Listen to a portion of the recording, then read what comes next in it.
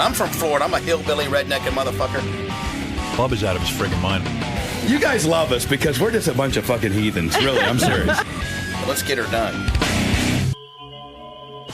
Lewis is here. I'm going to take a quick break, and we'll say hi to him. Richard Lewis, comedian. He's We haven't run out of time? We ran out of time. You know, how old is Richard Lewis? Is he still working? Quick question. How old is he? I don't just know. saw a bio in the newspaper. Really? You have a guess? I have no idea. Howard's age, 70. isn't he? He's 60, according to the paper. I didn't know he was that old. I thought he was about Howard's age. I thought he was older. No, all right. We'll find out about him in 2 seconds, right after these words. Good morning, Mr. Lewis. You know, just come this way. It's like I'm going to the fucking electric chair. You got me in your face. That's all right. This is the first time you ever held a camera? Second. Seriously? Do you want me to, you want like 20, 30 bucks to go to a community college? Yeah, just give me. Simon, could you go right this way, sir? I'm not good at the whole It's walking. not a fucking dental appointment. I'm just doing radio. This is your waiting. This is my 1 billionth time I've been with these people. 1 billionth fucking time. You're an old veteran here. By the way, you're getting much better with the camera. Thank you. I'm trying. It's a steady improvement. How long are you gonna fucking follow me? Just for another minute or so. What, you have to stand here until Howard stops talking? Exactly. Fuck him. Turn the goddamn camera off. You got it. What is this, Costa Gravis documentary? Good luck with Howard today. Good luck with fucking Howard. He should have good luck with Yeah, we me. should be wishing him good I'm luck. older than he is. I've been doing it longer than he has. Good luck, Howard. I love Howard. He's done pretty well for himself. He's done all right, you could say. I tried to goddamn fucking All camera. right, you got it. All right. All right, Richard Lewis is an old friend of the show, and he is a comedian. He's on Curb Your Enthusiasm. And there he is. There's Richard Lewis. There he is. Oh. You know, I see him on Curb Your Enthusiasm all the time. One of my favorite shows. I don't watch Curb Your Enthusiasm, I but love Robin it. does. Yeah. You cunt. You can't say that. Oh, you can say Hey, that. it won't make any difference here. Where's Fred? Right here. Hey. Good to see you, man. Hey, Richard. So, Artie Lang, Yeah.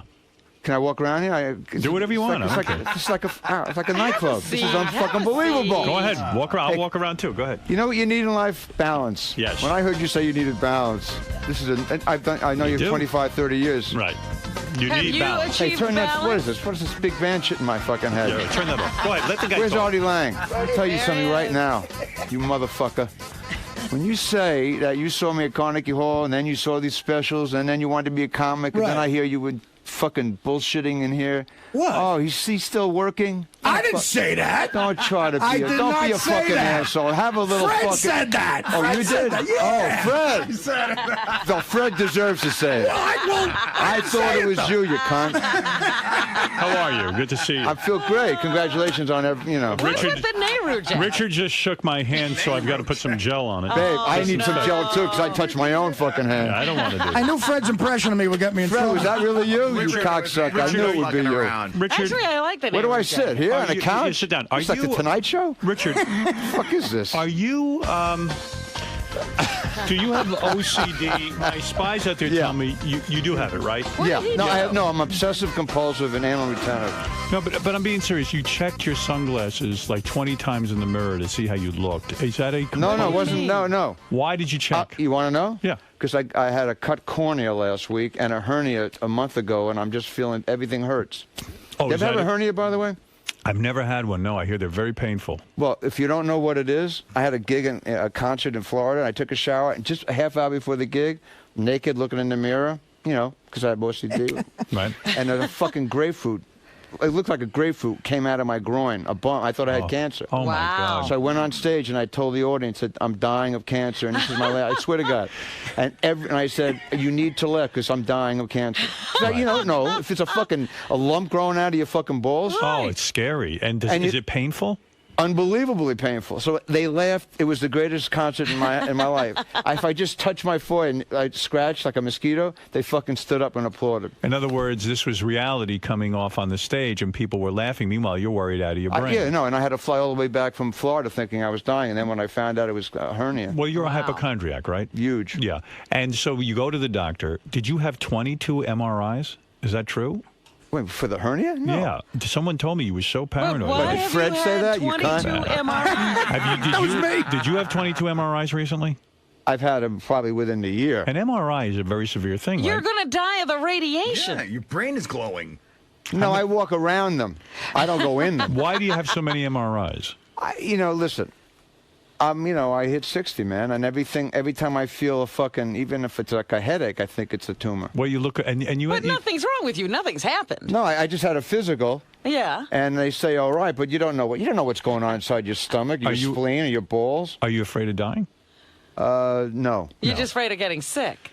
Yeah, I hate being sick. I remember years ago when you were on the show, you were in one time. I've been, I was on a million times. You make it like I was on once. No, I don't mean it that way. Yeah. I don't mean it that way. Well, you got too big. You got too big for you wouldn't come on. Oh, bullshit. There was a time you know what? Can I just set the record straight? Go ahead. I admit, because I had sent you. Thanks for the Christmas card, by the way. It was a great card. You're welcome. Your fiance. I love that beautiful. card. Yeah. Thank you. Listen, the bottom line is, after like 20 years, when we used to sit down with Gilbert and Bells and I are touring now, and great guy, great guy, loves you, and Kinnison. I sent you a Kinnison tape. Right. Thank you. But that was when we were sitting reading the paper and just bullshitting. That's when I was like that's when I was really a good guest. But when you change a little bit in the format, I wasn't a good guest. I'd be the first to admit it. You're a very good guest. No. When I had to smell panties, it wasn't my thing. When you said smell, who has the best? Who has the raspberry douche? It wasn't me. Not you. Then you got to get another guest. And I admit I blew. So that's why No, you don't blow. You're a terrific that guest. wasn't good for me. So let's get back to those days. I just want to make it clear that you were right. I wasn't ever, and I wasn't a plug machine. You plugged me. You and Letterman got me an audience. Well, listen, I love you. I think you're one of the funniest guys around. There's no question about it. In fact, weren't you recently named one of the top 50 comedians of all time? I don't know. Who knows? That's all list. That's a major Comedy list. I'm Central. just in town warming up for gigs, not concerts. Comedy Central named Richard one of the top 50 stand-up comedians of all time. Is that a great thing to you when you're named that? You don't care? Do you get a call from your agent or what? No, they don't. Are you crazy? Do you hate They doing... don't give a fuck about that shit. My impression of you was that you, and be honest with me, Right. that you always I just hated- want to fuck Artie Lang on the pilot. That's the stupid. Artie, you're kidding, right? What? Is that the show? Who wants to fuck Artie Lang? Yeah, it is. All right, good luck with it. I'm sure it's going to have a long run. You're lucky to get a fucking chimp to want to fuck you. Wow. Richard, well, I'm his biggest fan. I know. Richard, You're not my biggest fan, you fucking liar. How do you tolerate this guy? You know a guy Bullshit. bigger than me? You're such a bullshitter. Look, you're a star now, but don't bullshit so much. I'm a star. He can smell bullshit. Rob and him can smell has Artie bullshit a Lang mile gotten away. carried away with himself? Is that the problem? Carried away with himself? Yeah. He's beyond carried away. Really? Is that the word in the comedy industry? Huge. You. I had the first conversation with this guy that lasted more than 10 seconds outside. It was more than 10 seconds, and you carried away with yourself, and you're an egomaniac. I quoted jokes of his from 20 years ago that I liked, and now he's giving me this shit. And then you're blaming Fred for reaming me. It was you. Fred did it. Bullshit. Answer a question for me, and I want Who you wants to fuck Artie Lang? I want Are you. out of your mind. I want you to be honest with me. Sure, I always. You know who's honest with not you. in that is my girlfriend. I always got the impression with your career Right. that you really hated doing stand-up comedy. Love it more than anything. Now, Yeah, now. not then. I'm talking about you. When I was an active drunk, I was frenzied. Are we back again with the active drunk now? Oh yeah, I remember that 14 years ago. You wanted to pour champagne in my ass so I would drink. No, you're a funny guy. Richard. I appreciate that. Richard wrote and a you're book. a hell of a nice guy. No, Richard wrote a book. It's coming out again. Yeah. What do you mean again? I did more writing about it. After 14 years, I look back on it. You're I know Artie reissuing- can really relate to this. Now, how bad a drunk were you? No, wait a second. Before you get to that, you're Let's not reissuing. go there anymore. We're going to go there, but you're reissuing. You're reissuing a book that you wrote already. No, it's a reissue because I did more writing. You wrote a foreword, You wrote a forward. I did more than that. What did you do? Huh? What do you mean you did more than that? I balanced it on my foreword and an nose. epilogue. You balanced the book on your nose. Right. No, I reflected on after 14 years without drugs and alcohol. What Okay. drugs were you on? Every drug except heroin. Oh, stop it, Now the Richard. story is changing. Is this in the original book? You said you used to sip champagne. And he had a champagne problem. I had a champagne- funnel in my ass. You had a champagne problem. No, you said that. You were very did. funny. No, You did. I drank everything. No, I was hold it. Let me tell you what I read in your book. you became very concerned about your life. All right, look at the look in your fucking. I wish. Oh, it's on TV too. Yeah. Look at the fucking. I love your eyes, man. You lie. You lie so I'm not great. lying. If I'm lying, you tell me, okay? I'm gonna tell my audience what you wrote in your book. All right, sure. The gist was that you came clean and said that you had a problem with alcohol. Right. The problem with alcohol was you became alarmed. You were drinking some glasses of champagne and you fell aslup at a movie a couple screening. of flutes a night. What was the movie? It's one sentence in a fucking 500 page. What was the movie you fell asleep during?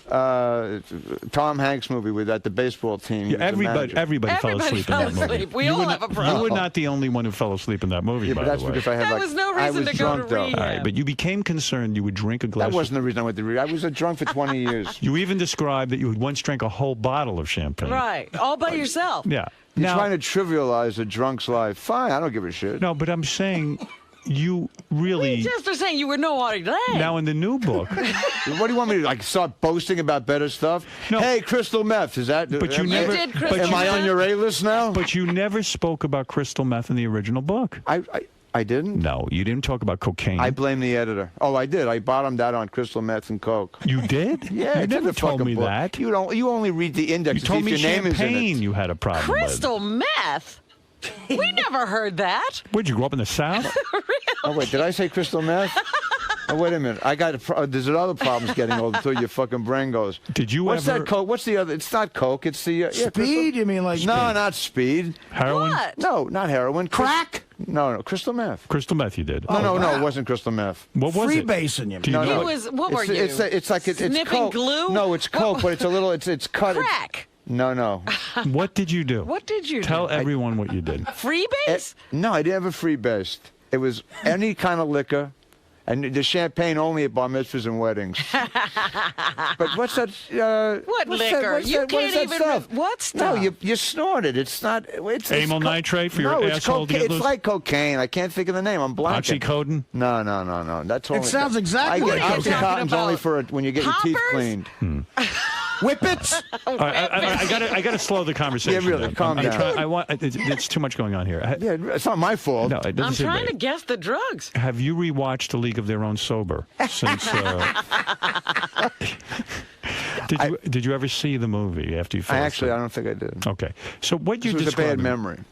I wasn't trying to be funny or facetious with you, but Richard Lewis, the comedian, wrote a book, and I thought that you were saying that you had a problem because you would drink a couple of glasses of champagne You didn't a day. read the book, Howard. I didn't. This is what you told me. What's Well, the we name of that couldn't drug? I take it can't think of that seriously. drug. Artie, what's that drug you do? It's like Coke, but it's not. You I know. Well, it's a step up from Coke. It is. What is it? Well, I'm trying to think Called of what. crack. No, Not I crack, never because did you crack. smoke crack. No, you I snort snorted this, you it, said? Yeah. I Are snorted you it. saying methamphetamine? Yeah, but it's. I can't think of the name of it. You mean you I'm were a blanking drug on it. addict and you don't know what you did? What? I was a could it drug have addict, been? yeah. Now I you're abused painting. prescription drugs, too. All right, you're painting. Well, what's the difference? It's 14 Adderall? years ago. Huh? Adderall? No. All right. Isn't that a snake? You're painting a different picture now of your addiction. You didn't read the whole book. No, I wrote about all the drugs. We went by what you said. You Yeah. told us it was a champagne problem. Yeah, and I thought No, that was you- girly.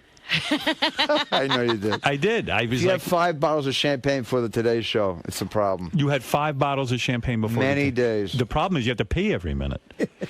You have a problem with You're peeing, by the telling way? me you went on the Today Show. No, watching it at home, I would drink. 5 I would drink bottles. all day long some days. Not every day, but when I wanted to get hammered, I'd drink all day long. Wow. And then what would happen? You would call Maria Melito? Who's Maria Melito? Maria Melito? The disc jockey? Yeah, he she used did to this- call her on the phone, He on the did? radio. You know, you guys have all this cause and effect shit. You know, I wasn't doing it all the time. When I got hammered, I couldn't stop. All right. But so I knew when not to drink until then I quit stand-up for 3 years because I knew I'd blow my career, so I said, fuck it.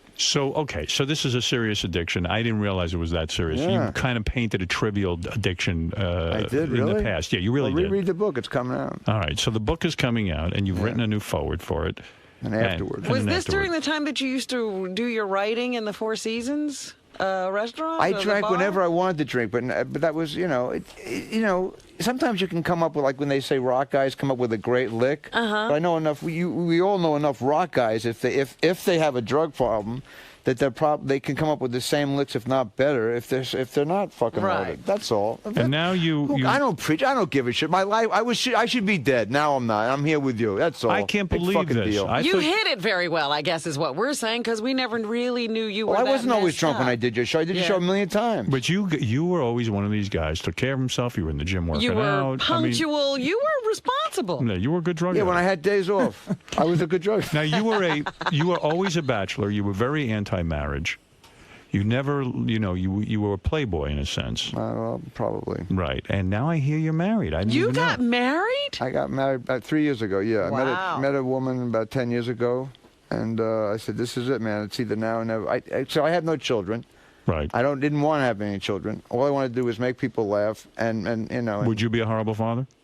I'd be the worst father of all time. You're still not having children. Because no, it's now. I met my wife when she was like 42, and now it's too dangerous. A turkey will come out or some shit. you think your wife would give birth to a turkey? Well, after 49, 50, 51, then it's too late. Right. Sal, why are you interrupting me? I'm trying to interview somebody. I apologize, Howard. Really? I remember, because I just want to confirm what you said. I remember clear as day when you interviewed him about the champagne addiction.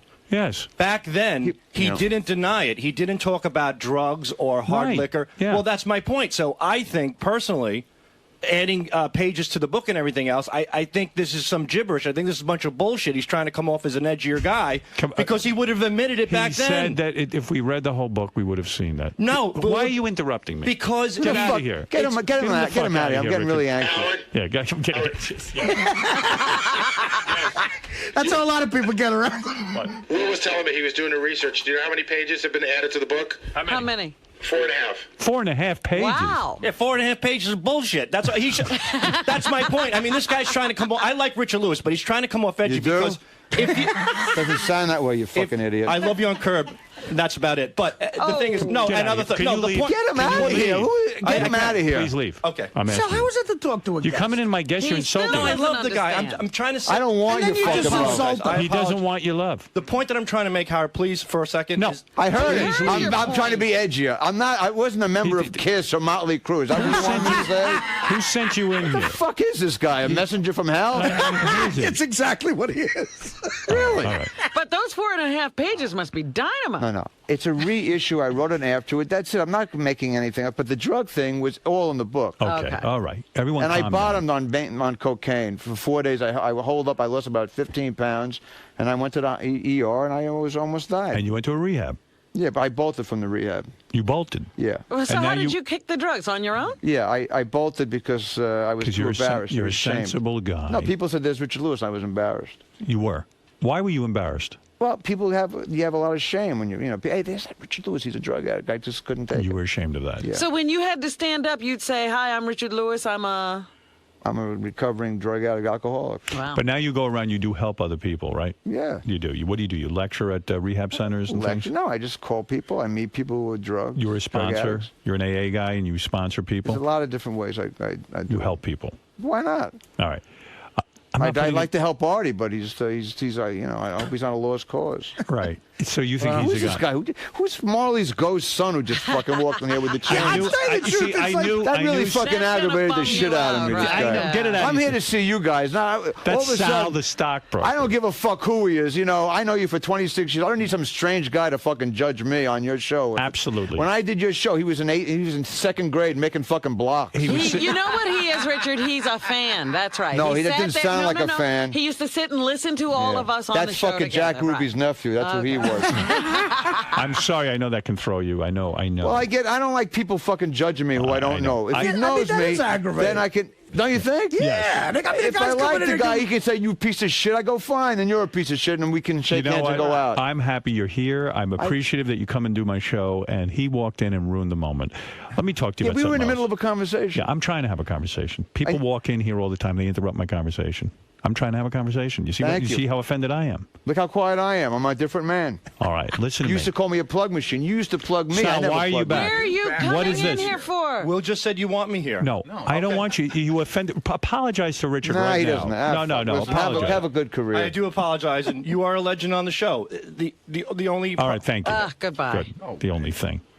He's going to come in here and open up with a fucking machine gun one day. Right. He's a nut. We all think that, actually. He's going through a bad marriage. Is he really? Yeah. That's the problem. See, that's the thing. I waited. I knew I was a fucked up husband. Would have been a fucked up husband. I waited till I was ready. So you are a good husband now? You're in Great you're, fucking husband. Oh, really? You had a lot of beautiful women. I still do. I have a beautiful No, wife. I'm not talking about that. I'm saying you had a lot of beautiful women in the past. It must have been hard to settle down and finally sort of grow up and say, you know what, this is a good thing. I'm going to stick with this It one all woman. depends. In France, I'd have a million affairs. It's different. It's also, you know, a lot of guys cheat, have hookers, get happy endings. You know what? It's what makes you happy, you know, when you want to wake. I would never cheat on my wife. But do you still look? I mean, do you still sometimes fantasize? I'd Fucking like, A. Yeah, you do. It's hard, right? It's impossible not to. I'm Right. a fucking, you know. You're a man. Yeah. Yeah. But jerking off and fantasizing is not the same. Do you still jerk off? Fucking A. You do. I love it. You know, I haven't jerked off since July. You're kidding me. Get out of here. What is this? What, for Lent? You get No. We counted it up the other day. I figured it out. This was the other What, do day. you save up? Is your No. dick I'm doing- harder and you have better cum when you I'm having a good save sex up? life. I'm really happy. Does it really help you sexually if you save up sperm? I think that's a fantasy. I feel like whenever I'm horny, I give it to my woman. That's 7 months. 7 months. We're not I haven't. jerking- Wow. I'm proud. He doesn't even want to have a bachelor party, we determined. Do you realize the last time I didn't jerk off for 7 months was when I was 7 months old? That's right. but They I let people in Gitmo jerk off. did you have a? I know. Did you have a bachelor party? No. No. No one can do. Did I you wanted guys- no guests at the wedding, no bachelor Oh, party. so how did you do it? I just went in front of some spiritual cat and got married. I didn't want anyone to know. Was your Really? wife upset that? No, she didn't have want a to. wedding? She was married a long She time. was ago. embarrassed, too. She was too hip. She was no. Oh, she embarrassed? Oh, my God, You Robin. were both embarrassed to be Launching married? some- No, we missiles didn't want from- anyone to know. I actually did it. I don't know if she's listening. I didn't want any. I wanted to minimize damage control if it didn't work out, because I was a womanizer, and well, it was a consensual woman. I got married at 56 years old. I had a lot of, I fucked a lot. My penis was tired. Right. So I didn't want to. I said, this is it. And I love her, and I just want to make love to my wife, and this is it. But I didn't. If it didn't work out, if she left me, And your wife- for a young old man, I didn't want to have everyone be all over the fucking news. So I tried to sneak in the marriage without anyone knowing. Yeah, very few people know about it. When did you reveal to your wife early on your champagne problem, that you can't sip the champagne? Yeah, when do you tell a girl? When do you tell her you can't have Don't champagne? come near me midnight New Year's. Does your wife drink? Is she allowed to drink? She can drink. She can do anything she wants. Right. She's Do you not a heavy druggie, but No, but when you go to a smoke a joint, she can drink. When you go to a restaurant with her, she has drinks, Fucking A, yeah. and you can handle it. We go, wow. You People don't look smoke and go, pot, "Ooh." I just can't go to parties where people are doing, junk and coke. Then I get nervous. But you And can't. she's not into that. You anyway. can't have a glass of wine with dinner. No, I'm an alcoholic. Okay. And it's not hard to watch her have a glass of wine. Huh? No. Okay. I just, as long as she sprays it at my face. So she never saw you abuse champagne. No, she's never saw me. All right. But did she Champagne know? shit is so, you Did can't. you snort How champagne? did you get into this champagne shit? I read your book. You read one page. You got drunk on champagne. I said I loved champagne, but I had bottles of it at a time. At the Listen- screening of a boring movie, you passed out. That was one That's a- sentence, you fucking mental case. That's a sign. Artie, let me tell you Does something. she You're know letting me what a- down big time, Artie. Hey, I want- comics this weekend. See him, 14th Street. I want Great to. club comics, yeah. I should give you a plug here right now. I might tour with Peter Frampton. You love Frampton, don't you? Frampton's Belzer good. and I and That'll be Esmond. fun. What a show. Let me get to something serious with you. Yeah. You. I will say anything you want. I have when people interrupt us, it makes me look fucking bad in front of you. Then you start yelling at me. That's what Okay. happens. So let me ask you. 25. Answer. Anything I'm going to you give want. you time to answer. I'm this. gonna shut up. Because No, I doubt that. I want Your you. ego won't allow it. I won't. I won't. I won't minimize your answer to this. I want a serious answer. Now, this alcohol, this depression. Oh no, again? No. Shh. All right, This I'm is listening. your book. Okay. Obviously, there were reasons for this depression. Now, I interviewed you a couple of years ago. Yeah. All right. Put your glasses back on. You look better with them on. All right. Listen to me. You've always been my stylist, haven't you? Put those back on. And your head looks a little better shorter than Star, by the way. Thank you. You look good, too. Answer this question for me. Are you going to fuck Artie Lang on the pilot? Yes. Why don't you just say, who wants to fuck Artie Lang, you cunt? Make it a double header hit. It's not my idea. Oh, okay. Howard's talking. All right. Are you the funny man who can't be serious? You want to get serious? All right. Here's what I'm What does that asking you. mean? Yeah, go on. Okay. So, I remember a couple of years ago I was interviewing you. All right. And your mother called in. Oh, yes. Right. And you had a freaked. very strange reaction. She's dead now, so go easy. Yeah, okay, so listen to me. So you had a strange reaction. While I was interviewing, your mother was on the phone. You freaked out so badly that you left the studio. You were telling him to hang up. I remember that. And you went into a bathroom at K-Rock, and you started to sweat, and you really had some reaction. I had Now, a little breakdown. at first I thought it was a bit, and I still sort of thought that. But Gary said, look, there was no bit. The guy was freaking out. What was the deal with you? Your mother has since passed away. I'm sorry to hear that. I didn't know that. When did she pass away? 99. 99. Yeah. What went on? What went down between you and mother? I was afraid, since I couldn't handle you, I was afraid that my mother would have a nervous breakdown on the phone with you, so I freaked. No, you didn't like your mother. Well, we didn't get along. Why? What went on there?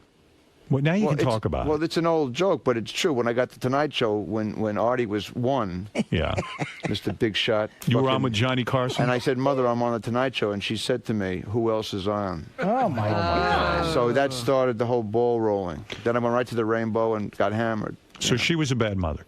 Not a bad mother. She just didn't understand my humor, and she bugged me. She didn't like your humor? She didn't think you were funny? She wasn't my fucking target market. She was, you know, her parents are from Romania and Russia. But Do you think she fucking knows who Procol Harum is? You know. Did you feel that your mother never really knew you? I didn't give a fuck if she knew me. Yes, you did. No. You're telling me your mother didn't fill the needs that you had. Is that true? A little bit, Howard. You're right about that. No. Come on. What happened with you and your mother? Therapy thing. You know, I think we can actually be friends now. And I always wanted to be friends with you because you have more balance in your life now. I don't want to be friends with you. You Listen don't. Why not? We'd have a great time. I would be happy. I would love to take you and your fiance, and you love my wife. Where is your wife? Is she in New York? She's in. Yeah, she'll be in a couple of days. A couple of days. Well, could give me a call in a couple of days, and we'll go out to dinner. Yeah. You guys, know what Sal number I and his have wife. for you? 1-800-Cirrus. Like I'm really I'm gonna get give you the number. Yeah. And After 25 years, I should be able to at least email you and ask you how you are. 189-asshole. I would give you my email, but the problem is I'm afraid you'll abuse it. You want to repeat that ad lib, Artie? 189-asshole. Oh, that's fun. Can I get the bootleg of that? Well, no, but that's our actual number. I'm not making that up like some hack. So you hated your relationship with your mother. Is that correct? Pretty much. Yeah. Can you describe that to me? I don't understand. She didn't get me, and she didn't understand anything about me. So when you're a baby, I guess I don't know what I don't even know why we're even alive. Right. It's a miracle to me. I'm not a religious guy, but it's a miracle that I'm even here talking to you and hearing Artie's ad libs. To me, that's a fucking miracle. He's afraid you'd abuse the email like champagne. That's funny too. Put that on the fucking pilot when you do Who Wants to Fuck Artie Lang, you cunt. Richard, Good title. I want to come see you and Peter Frampton, but I have tickets for Bobby Slayton and Journey. You are. Bobby's very funny. You got this TV show now. It's Curb Your Enthusiasm. Curb Your Everyone Enthusiasm. says, you know, it happens to be a cult show all over the world, and you've been ragging on it. You don't get it. He doesn't I don't even rag see on it. it. Howard He hates doesn't know it. anything You don't like- about I it. watched it once and I didn't like it. No, that's fair enough. And I'm happy you're on it. I know people love They the do love Curb the Your show. Enthusiasm. Sal said he loves Curb. Yeah. Now you were camp friends. You went to summer camp with Larry David, right? The creator of Curb Your Enthusiasm. At 12, and then Then I hated his guts. He hated my guts, and then I met him at the Improv where we started, and we became best friends. At summer camp, you hated each other. Why? We had fist fights. He was a fucking asshole, I was an asshole. You were both assholes. Yeah.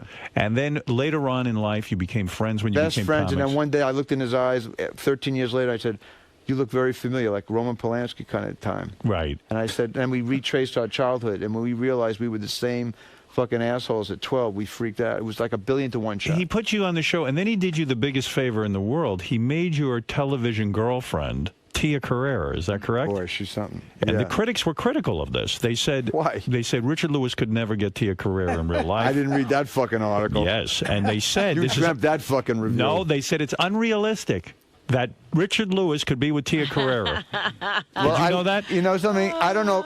That's funny, but I will. When I did show up on the set with Tia, know what she said to me? What? My career's over. I swear to God. I think the Richard Lewis who was on Hiller and Diller, that guy. Do you know Asian Let me tell you American? something. You are on fire tonight, Artie. Yes, You better do some writing. I'm going to read to you from the Salt Lake City What is it called? Who cares about that? Weekly. Salt Lake City Weekly. In what universe? Yeah, they love Jews in Richard Utah. Lewis dating Tia Carrera? In what In universe? what universe would Richard Lewis be dating? So Tia some Carrera? writer wants to, go out with her, and, Right. and he's jealous. Big Did fucking deal. you make out with her in the show? Unfortunately, no. No. Larry doesn't write love scenes for me. I thought he was doing you such a brotherly favor. Like he says, hey, you want to make out with Tia Carrera? We'll get her to be your girlfriend, and I'll write love Let scenes. me ask you a question. My wife says this every time, because I've made out and had affairs on sets before, right? Sure. And she's right. My wife's very hip. She was in the record business her whole life. Okay. She says, don't fucking tell me that when you're kissing and humping and don't give me this camera angle shit. She's right. Yeah, you do get excited. It's unbelievable. Of course you do. It's fucking the great. When I did that show with Jamie Lee Curtis, I prayed for a makeout scene. Did you ever hook up with Jamie Lee Curtis? Did the two of you ever become? Because Chris Guest and I were friends, and I never would go out with a married break woman. the code, huh? Never break that code, man. You were sexually attracted though to Jamie Lee when you did that TV show. I'm attracted to every beautiful woman. It was a good TV to this show. Day. I loved that 4 show. Years, it was a good I loved run. it. I loved it. Yeah. I do have one more from the Canadian National Post, just because it's so stupid. They really are angry with you. In other news, Carrera signed up to play Richard Lewis's girlfriend on Curb Your Enthusiasm. Richard Lewis, he's what, 160? Oh, you're kidding me. That's the Canadian National He Post. looks younger than ever. It What's might be the a matter with typo. you? It's just 60. What is everyone attacking Richard for? First of all, I could give a fuck. I have how much. What is that? Can you imagine? I care. After 38 years in the business with 8 billion reviews. Did you make a lot of money in this business? Of course. You did. Yeah. Are you a multimillionaire? I probably. Did you sign a prenup with your wife? No, I don't need to do that. What? Huh? You don't have a prenup? I don't think so. So You this is don't where we get into think trouble. so? This is where we get into trouble. This is when you start digging. You go into the penis, inside my brain, and you No. want to get really personal shit that my lawyers won't allow me to discuss. No, I'm really curious. Did you and your wife sit down At and this say, point in my, if I would have gotten married at 30 and 40, absolutely I would have. You're saying at this point I'm so in love with my wife. I actually go on stage. Like this weekend, I'll go on stage because I know I'm going to make her life better. You know what? I know a guy who's just like you. He said the same thing on the show. He's Paul McCartney. Oh, don't even He say said, that. he said, I'm an older guy. I don't need a prenup. I'm in love. And he told me that. He didn't say that. He said, I believe in the whole thing. Yes. Well, that's that, Sergeant Pepper stuff. I just, at this point in my life, I don't, I love Joyce, even though the name sucks. Joyce, you don't like your wife's name? I say, how can you say blow me, Joyce? Not good. You can't. She knows it too. She says, call me another name. That's right. And I can't come up with one. It's so great to see you Was here. it a romantic proposal that you gave your wife? The worst. The worst proposal. How did you propose? First of all, I have a fear of intimacy. We've discussed this over a quarter of a century. Yeah. I had black CD socks. Oh, these are short socks. I had my father's socks up to past my long knee, like your socks? grandfather used to Yeah. wear. Boxer shorts, not facing her. She was like in bed, naked. Yeah. And I looked out the window on the third floor of my house, and I went, I guess I have to. That was the proposal. You said, I guess I have to. And Because she you knew what looked it at meant. yourself She in the knew mirror. what you were talking yeah, about. and she says, all right, fine. It That was was not it. exactly, fucking somebody at midnight in a rain, in the Eiffel Tower. Why were you almost nude when you proposed if it doesn't look that I'm good? always in boxer shorts, like Rodney Jr. I see. Always in boxer shorts and black socks, like a Yiddish porn movie. And when you said to her, I think I have to do it, she didn't think you meant suicide. She knew marriage. She knew marriage because All we were right. living together for 2 All right. years. Let's go to Brian. You're on with Richard Oh, here Lewis. comes Come on, the Brian. attack. Bring the attack dogs on. Like I give a shit anymore. All right, Brian, you're on in Philadelphia. Howard, I think Richard was looking for speedball earlier. No. That's heroin and coke. You know. Hey, I don't know if the this thing dealer is came. beyond It looks like cocaine, and I just snorted. I think you're talking about crystal meth. That's what it was. It is. Crystal meth. You couldn't even remember what it was. I can't No, imagine. I was so You wrecked. seem so level-headed to me that you would do crystal meth. That is like an Hey, unbelievable. dig this. This is a true story. You ready? Okay. I went out with a woman, and I had dinner with Rod Stewart and one of his ex-wives, and Ronnie Wood, who's a really good friend of mine. Oh, okay? name dropper. Ron Wood of the Well, Rolling I have this- Stones. He's a great artist. I Look know him at for you. 20 years. Oh. It's not name Well, now maybe like you you don't can know have dinner everybody. with him. Wow. Maybe you can have dinner with him. Huh? You're in his book, I will Ronnie. go to dinner with you. I didn't realize. Okay, That's we're right. on. See, it's all with one of the Stones. Now we're on. Bring the Stones. So guess what? So the dinner, we're in L.A. at a restaurant used to call the Dome. It was a great restaurant. Sure. Go ahead. I go there. I make a deal of meet me at the bar with a couple of grams. I go down to the bathroom for 2 hours and never come out. During dinner with Ron Wood. Stewart and his ex-wife, And when Ronnie, Rod Stewart- and his wife, when Ron and Wood- their managers at the time. When Ron Wood says, "Hey, this guy's out of control," you know you're in trouble. Yeah, Ron Wood wasn't down there doing Ronnie's all blowy. right. I just read his book. Did you read his book? You're in it, you know. Ron wasn't a big drug guy? I think you're in love with me, Artie. What do you think of this theory? Oh, maybe from the back you look like a bro. Ron Wood wasn't a... That's hilarious. Ron Wood wasn't a... Get rid of this guy. Crystal meth is a good drug if you need to walk to St. Louis one week. Do you... Which special of mine did you steal that one from? That's all me, jerk off. All right, you want me back. That'll You be on fuck- my that next was funny. DVD. That's the opener. I'll be on your next DVD. You know No, when that I'll be on your joke next will. DVD? When Hitler moves to fucking Laurel Canyon. That's when I'll be on your fucking DVD. That's all I got to do. What are you doing today? I'm on Artie Lang's DVD. I'll put a fucking gun in my mouth. That would be the end of your career. Babe, why should I be on Artie Lang's anything? You're right. I wish him the best. He's a star. You made him a star, and he's very funny. Exactly. People love him. Right. Even though he does half my fucking act, I don't give a shit. He steals a lot of your You material. know how many comics are on that? You know this. It What? fucking drives me fucking nuts. I have like 30 hours in my computer. It's all, no one knows what it is. If I came out, these comics write books. They put they regurgitate their Right, jokes. yeah. What bullshit that is. Right. You're knocking me on telling my fucking guts in a book. I don't write one-liners in book. Artie, when's your joke book coming out called Hey, Fuck Me Joke Book? Mark Cronin's putting that out, not me. All right. I love Comedy Central. I might do a show for Comedy Central. Don't kiss their ass now. What is wrong with you two? Can't you play nice? Let's go to Billy. Billy. Carlos Mencia might give you a spot. All right, Billy, you're on in Boston, Massachusetts. Go ahead. Hey, Howard, how you doing? Yeah. Hey, Lewis. What do you... Yeah, what's your last name? My last name is Quick. What is it, Quick? Listen. Don't fucking give me this 60 tone. Yet, or are you 59? What? What? Are you 60 yet? Yeah, he's Yeah, 60. I just turned 60. Why? Oh, okay. 'Cause I guess I'm we the can't same date age. now, huh?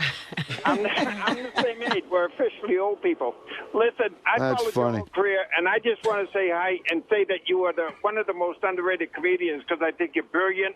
I'm not kissing your ass. I just wanted to let you know you got a fan out here, and I'm loving this interview. If Robin and Howard would shut up. Oh, my God. Oh, come on. Robin and Artie. Boy, that'll get me back here fast. If I shut up, how am I going to interview him?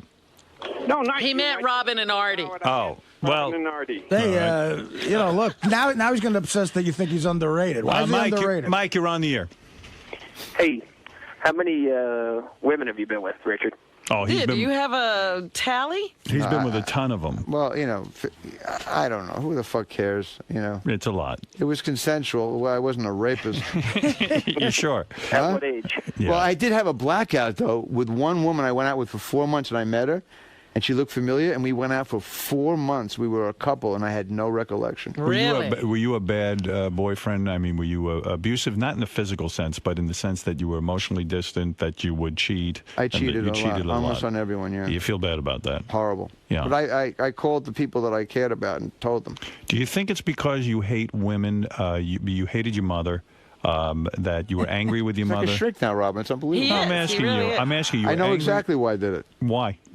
My shrink said I was not just a sex addict, I was an affection junkie. Right. Because my mother didn't give me the respect I thought I wanted, so I wanted it from every woman I could see. Do you think that was it? That is it. I was a womanizer for that reason. I needed everyone. Oh, hear it? Oh, fuck, man. This Vic Damone shit's killing me. Richard Lewis. Anything but mom. Jesus, he needs a writer. I'm tossing out whatever I got here. Tossing it out. It's coming out of your ass. Is it true? Exactly. Is it true you were so angry with your mother you signed autographs while she was lowered into her grave? Oh, man. Is that true? I'll tell you what I did do, though. Is that true? No, that's not true. I heard that is true. But I'm a people pleaser. That's Yeah. one of my problems. Yes. And when during the look, my mother. When is that going to kick in? Oh, Hey, stop let me it. try to finish a thought, you fucking asshole. When during the burial, these two cats were, it was a very sad moment. Look, I loved it. She tried her best. Okay. Right. Understood. But when they lowered the casket, this is true. This is how sick people pleasing can become for an addict. Right. I went over to the grave diggers and said, you guys really are doing a fantastic. Did you really? I swear to God. I believe that. And In then other they words- said, loved you and Robin Hood Men in Tights. So it was like, I'll always feel guilty for thanking the Gravediggers. You did Letterman show a lot. I don't see on there as much. Well, who does? So then I did it about 70 times. But what happened between you and Letterman? Are you Nothing. Not, I you're was no on longer a couple. friends? I'm going to be on it, I think, in April. Oh, you are? Good. Okay. Well, you're not friends. I mean, maybe you are, but I was never. We were as Friendly. close as in L.A., but he's a pretty reclusive cat, isn't Yes, he is. No, I mean, I think he was saying to me on the last time I did his show that he wants to get together. Yeah, that you should try it again. Why don't you try? You should Yeah. call him on it. Maybe I will. I don't know, but I haven't worked into it. You haven't called. He's as fucked up as I am. Well, I mean, you have your close friends who you like, but you have to be reclusive. So do I. I don't have to be. I just am. But you are, right? I So always am I. was. Why Who are wants you to hang reclusive? around? Like, huh? Right, I If don't I'm going want to to go be. to Paris, for example, with my wife, I just went to Rome, all right? Right. Because I forgot to go on the honeymoon. Yes. I had a Conan shot, and I forgot the honeymoon. So I took her to Rome 3 weeks ago. I forgot the honeymoon 3 years ago, and I'm sorry. So we went to Rome. What am I going to take Artie with me? Were you miserable? I would love to go. Were you miserable in Rome? In other words, Had a great time. You liked it. You're able to enjoy yourself with your wife. You're able to go places and not be afraid. You're not going to die. The Holocaust is going to happen. Well, until they ask, when they ask me, what's Artie Lang really like, that, when I'm at the Coliseum. I have that's- family over there. Why do you hate Arnold Schwarzenegger so much? I don't really hate the guy, but I'm a Democrat. I see. You don't like the way he's running California. I don't give a fuck how he's running California. I'm a Democrat because I like African Americans, Latinos, and brown people. You think he doesn't? Not just. I don't know if he likes him, but I'm talking about the Republican Party, not him. I see. So you're against him. I'm against almost all Republicans, yeah, because I think it's all about white who are rich you? people getting richer and the poor and the middle class getting fucked. Are you a Barack guy or a Hillary guy?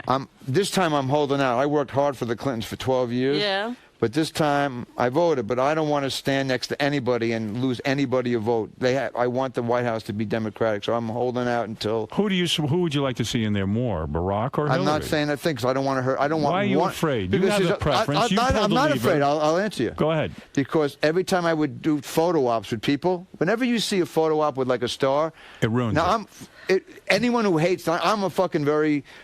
Like authentically nutcase, like so people go. But wait I a hate second. that fucking Jew. You could they tell won't me- vote for my person, so I don't want to lose any votes for Obama You or could tell Clinton. me who you are personally No, for.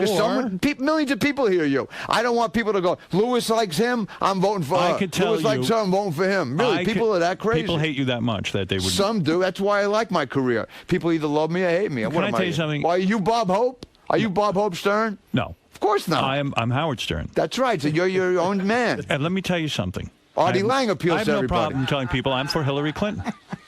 There it is. I just said Do it. you think you're losing her votes? I don't know. Well, I don't think about it. That's my theory. I deserve that theory. I'm waiting. I believe she'll be the nominee. Now I'm starting to lose faith that she will be, but that'll If be she it. becomes a nominee, or he does, I will kill myself for them to become president. You want to end the war in Iraq, right? There should never have been a war in Iraq. Right. It's a fucking joke. Are you still addicted to phone sex?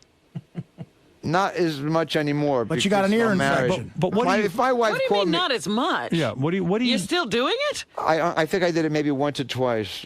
Where do you do it? Do you call a service? No, I don't call a fucking service. Where do you have phone sex? Like an ex-lover maybe, but I don't do it much You're anymore because I have my wife now. Right, but I once save in a up my while- sperm But once now. does your wife get mad that you'll call an ex-lover every once I in a while? don't though. I mean, I did it a couple early on in our Before the relationship marriage. because I was Right. afraid to commit to one person. So I said, if I don't screw anybody, and by the way, or making out, or just jerk me off, I got to get out of here. That's the same But thing. what would you That's do? intimate. Well, when you say addicted to phone sex, like what, Well, I used to be. were you very graphic? I'll tell you why. Yeah. Let's say I'm in my house and I have a concert and a tour coming up.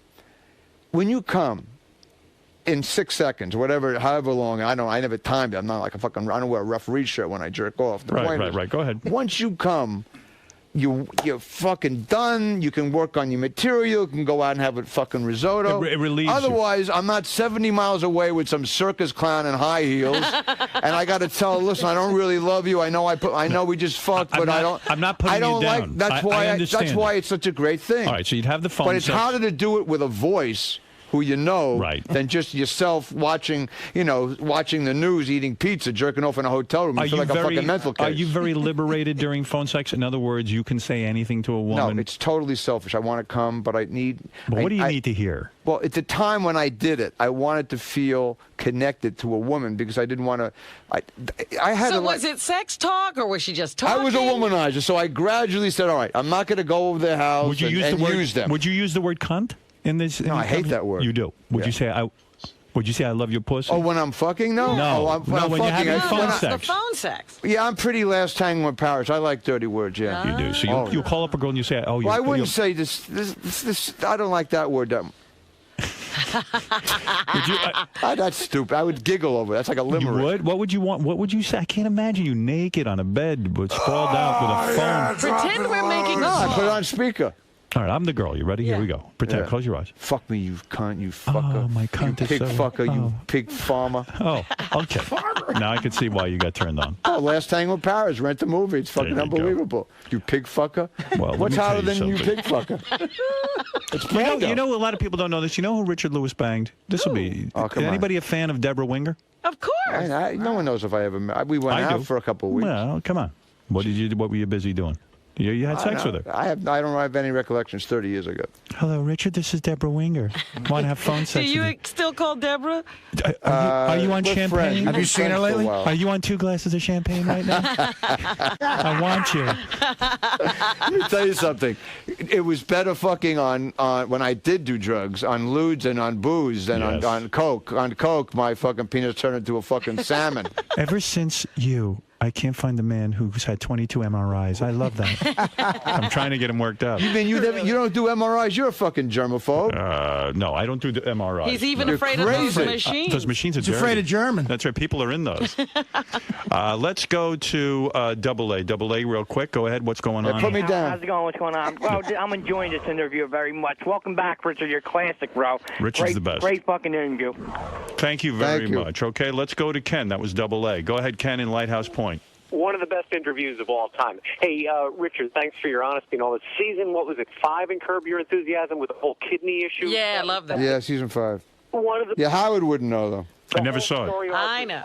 Great. Howard, you got to see it. More to the point, fuck Bush. Thanks for your Democratic pushing. I mean, these guys got to be impeached. Thank you very much. Let's go to Roy. Roy, go ahead. Hello. Hey, now. Hey, now.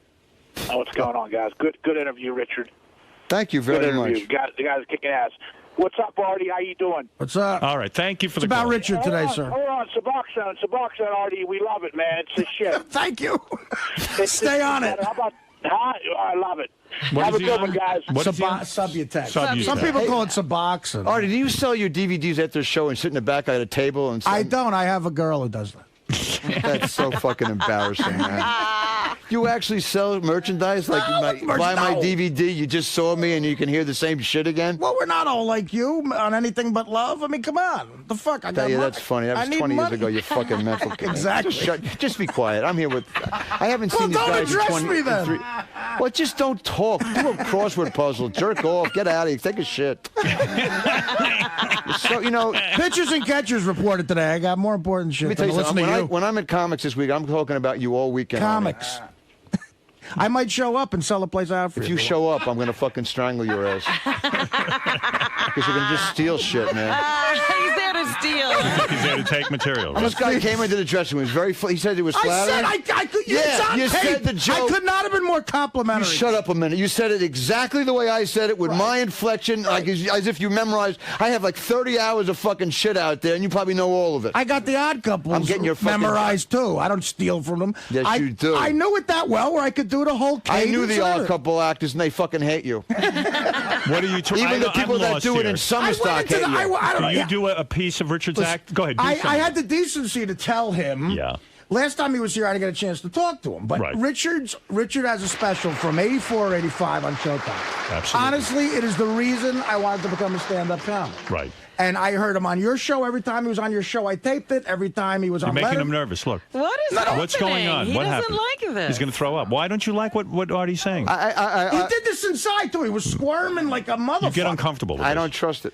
You think he's lying right now? Yeah. Why is he lying? Because I don't trust comedians in general, because they steal. I'm not a comedian. You feel he's a... What are you, a So butcher? when he's telling you... That's what I look like. When he's No, telling you you your material verbatim, you think, oh... Well, when it's verbatim Yeah. from a special I'm in Pain from 1985. It's not I'm in Pain. Then what? It's the good one. It was called I'm in Pain, and I did 7 of them, okay, you fucking moron.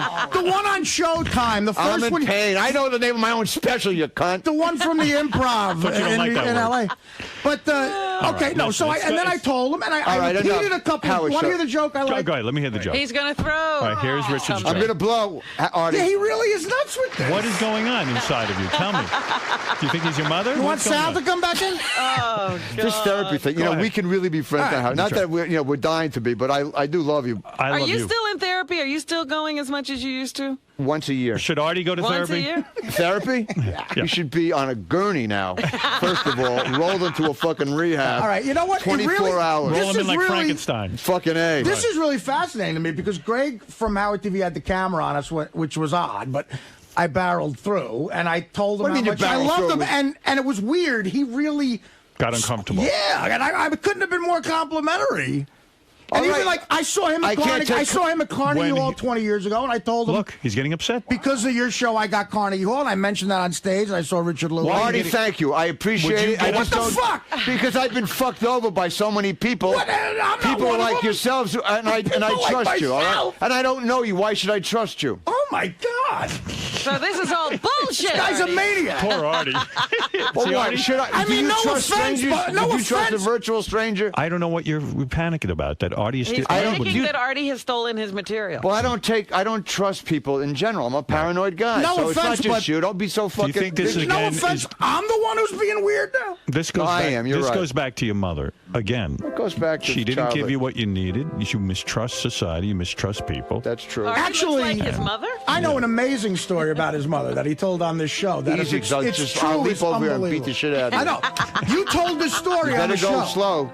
You remember that? Talking about someone who can't defend herself, she's gone. It's going to be. You told this story, and I think it's very Yeah, see, he knows telling. my fucking stories. Yeah. What's my subconscious like, you prick? I could act out The Godfather Oh, I'm too. That gonna doesn't just mean call- I steal from that. But he was on your That show. was funny. Remember Write the it down. the five comedians did that movie, the classic. I forget the name, but See, here's the kind of guy who likes to bring The up camping over movie a with resume Louis of Anderson? 35 years. listen, forget it. Howard, Give up. actually, Give up. Give up. Howard was on one of my specials, and he said something that it's a whatever you're movie. going to say, he says, I can't remember. I'm doomed. I did that thing with Belzer and all those guys. We thought it was going to be funny. The movie wasn't that funny. that one. That's the movie. The Boy Scout movie. So Howard said on the special, I can't imagine a Boy Scout movie without Richard Lewis. That's a one-liner. His What mother, you're going to say is not his that funny. actual mother did a guest starring thing in the movie. That's true. She did. I tried. She Okay. did do something funny. And there was a scene where, to me, this is telling. It would freak me out if my mom did this. You know, he's nervous. He's doing a film. He's a comic, not doing a lot of films. How long kinda is this nervous. anecdote going to So last? the 'Cause I'm the guest. mother is. I haven't seen these people in 3 years, and you're doing my anecdote. The mother's in a hole or something. He's got to pull her out of a dirt ditch. Right. And he's trying to get into it. And he pulls the mother out, and she's wearing wardrobe that the movie bought her. Right. So as he's trying to stay in character and get his mother out of the ditch, his mother, while the camera's rolling, whispers to him, "Don't tug too hard. I want to buy this dress from the wardrobe." That's people." funny. And you told that story. It's not in bad light of your mom. I just think I could see how your mom might be a hellish Well, memory. now you're making Richard sound unfunny. There you go. Well, you know.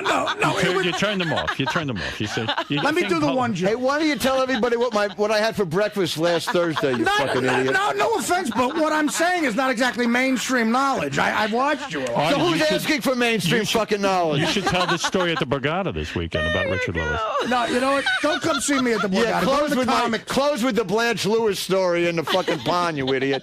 You know what? I'm going to send all my comps over to the comics from the Borgata to sell it out. I play the Borgata all the time, too. It's a great place, all right? So they're going to here's kick the your joke. ass if you kick my ass. I'm going to say this joke. Just one. I'm going to. This is a Richard Lewis It's my joke. favorite. He said this on Letterman. Okay, go ahead. All right, and I'm let going him to try to do it. He's killing me, this fucking guy. Letterman goes, you know, like one of those fake setups. So you go to, I understand you're a big boxing fan. You just went to a boxing match. Yeah, I love boxing, but, you know, they stop the fights way too early now. You know, I don't want to see anybody get hurt, but, I mean, come on, let them fight a little bit. I was at a boxing match last week. A guy gets tapped in the head. The referee goes up to him and says, "Who's Fred Travalina?" "I don't know. It's over." That was a joke I did, yeah. Yeah, right. So, and I do that for him. I don't know. If I was I'm a So comic. I hope it works for you at the Borgata this weekend. As a comedian, that would be nice for me. So you to don't hear. like that Artie came up and told an anecdote? I don't take compliments, Paul. That's really what No I'm shit. All right. Well, listen, Artie's taking up all your time. We have to say goodbye. Yeah, I'm sorry, Richard. All right. You didn't get to tell any story. Right. I'm sorry, Richard. That's all right. God. I got to go prepare for my gigs anyway. I haven't been, because I had the hernia operations, so I got to, You're a little rusty. Let me tell you how good it is to see you. You're funny. You're on top of your game. I see what's going on. I think you're enjoying life a little more now. I love life. seem I love happier. stand-up. You I found a can't good- take compliments well. Artie proved that pretty well. Yeah, I guess. Fred sabotaged me like the old days. I love that. Hey, Artie, The accountant guy came in. He's, you know, that scared me. Artie, we only have a couple more seconds. Can you do some of the material from Date from Hell? The jokes on By the way, It's great to see you Richard again, man. invented the From Hell thing that everybody stole. It's in the Yale Book of Quotations. I don't believe that. He said he invented the From Hell thing. Like, No, my parents always said from hell. Yeah, You're from using- me. From 30 years ago. It's in the Yale Book of... Oh, who gives a shit? It's great to see you. No, Richard. No, I remember you always said Thanks that. for having me. Do you now? Are you healthy enough now that when I call you, you will not just hang up? You will be able to say goodbye. I'm a totally different man. Okay. My wife changed my life, and it's all... I recall having What do you phone. mean? I recall having phone conversations with you where you would not say goodbye. You would just hang up. the No, phone. I do that because I like to get off on a laugh. That's the reason. But And it's so a you phone just call. hang up. But it's because of being a comic, since I'm 22. All right. That's what it is. It's just a psychological defect. All right. Listen to me. You're doing well. Yeah. God bless you. This show, Curb Your Enthusiasm, you're on. Everyone loves it. Richard's book, which is really a revealing look into the mind of a comic. And if you read it, there's a lot of drugs in there. If I already have the book, will they sell me just the last 4.5 pages? Richard, is there any chance of that? Okay. Richard's book. Well, why don't you just It's go to called the the store? reissue, you fucking jerk off. Richard's book, The Other Great Depression, will be reissued on March 17th with a new afterword. And as Artie points out, it's 4.5 pages. You may go to the store and just read the 4.5 pages.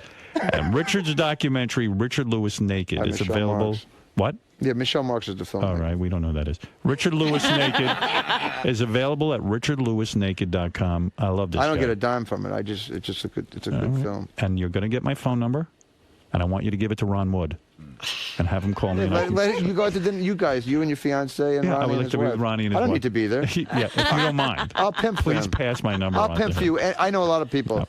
Please, I'm going to give you my number. I would like it if you'd call me for next week so I can have I'm dinner coming with you. back in April to do the Y with Keith Oberman. Well, April I'm booked up, but I will be. Oh, man. See, I smell it. I smell a fucking rat. I'm talking about this time. I'm available. I'm going to take you and Well, your I'm wife. gigging this I'm going to take you and your wife out to dinner.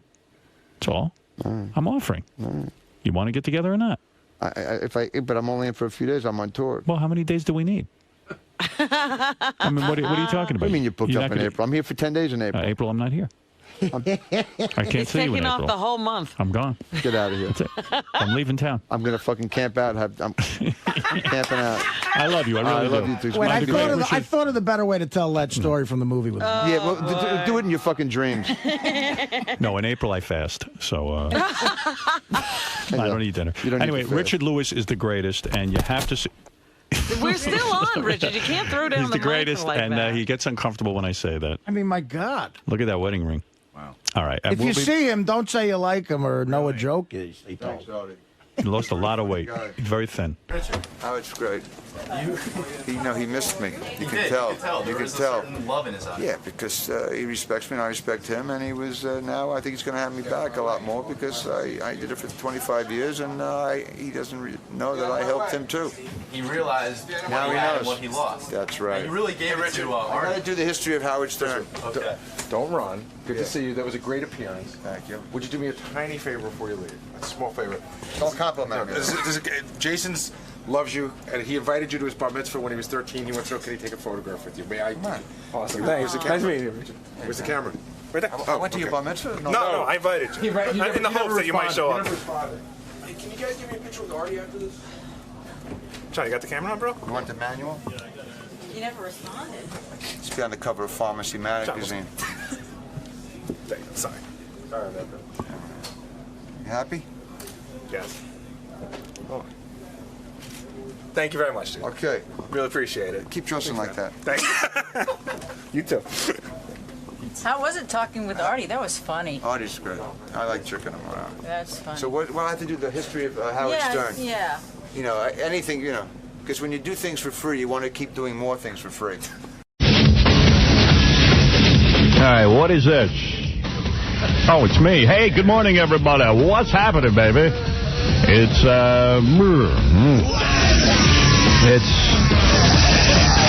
3 minutes past the hour of 6 o'clock here in New York, so adjust your clock accordingly. 3 minutes past the hour. Everybody sync up. Everybody sync up, please, because things will be done on time today, and I want to make sure everybody's on the team. All right.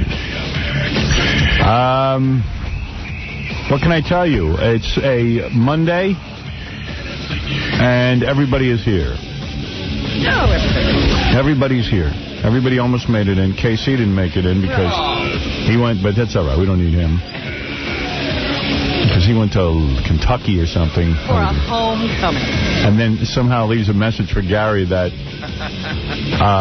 oh, this damn American Airlines, they screwed me. And it's like, come on. You must have been leaving at 10 o'clock at night last night or something. So important to get to your college homecoming. Oh, here, listen to this message. Hey, Scott, it's Case. Listen, I need you to give a message to Gary when he gets in. It's probably about 11. I love when guys have to call into work to say why they're not there, and they always have to. It's like, you know, when you call the boss and you go, "Oh, I'm sick," and you act sick. Anyway. Something. I'm in Tennessee because those suckers at American Airlines can't get their together. So I will be out in first available flight in the morning, which is like 6:30 or some like that. So I will be in. I think I get in at 9:30, so I should be in the office around 10. If they don't, you know, if there's not a hurricane in Guam, it causes a weather delay. What the I'll see you tomorrow.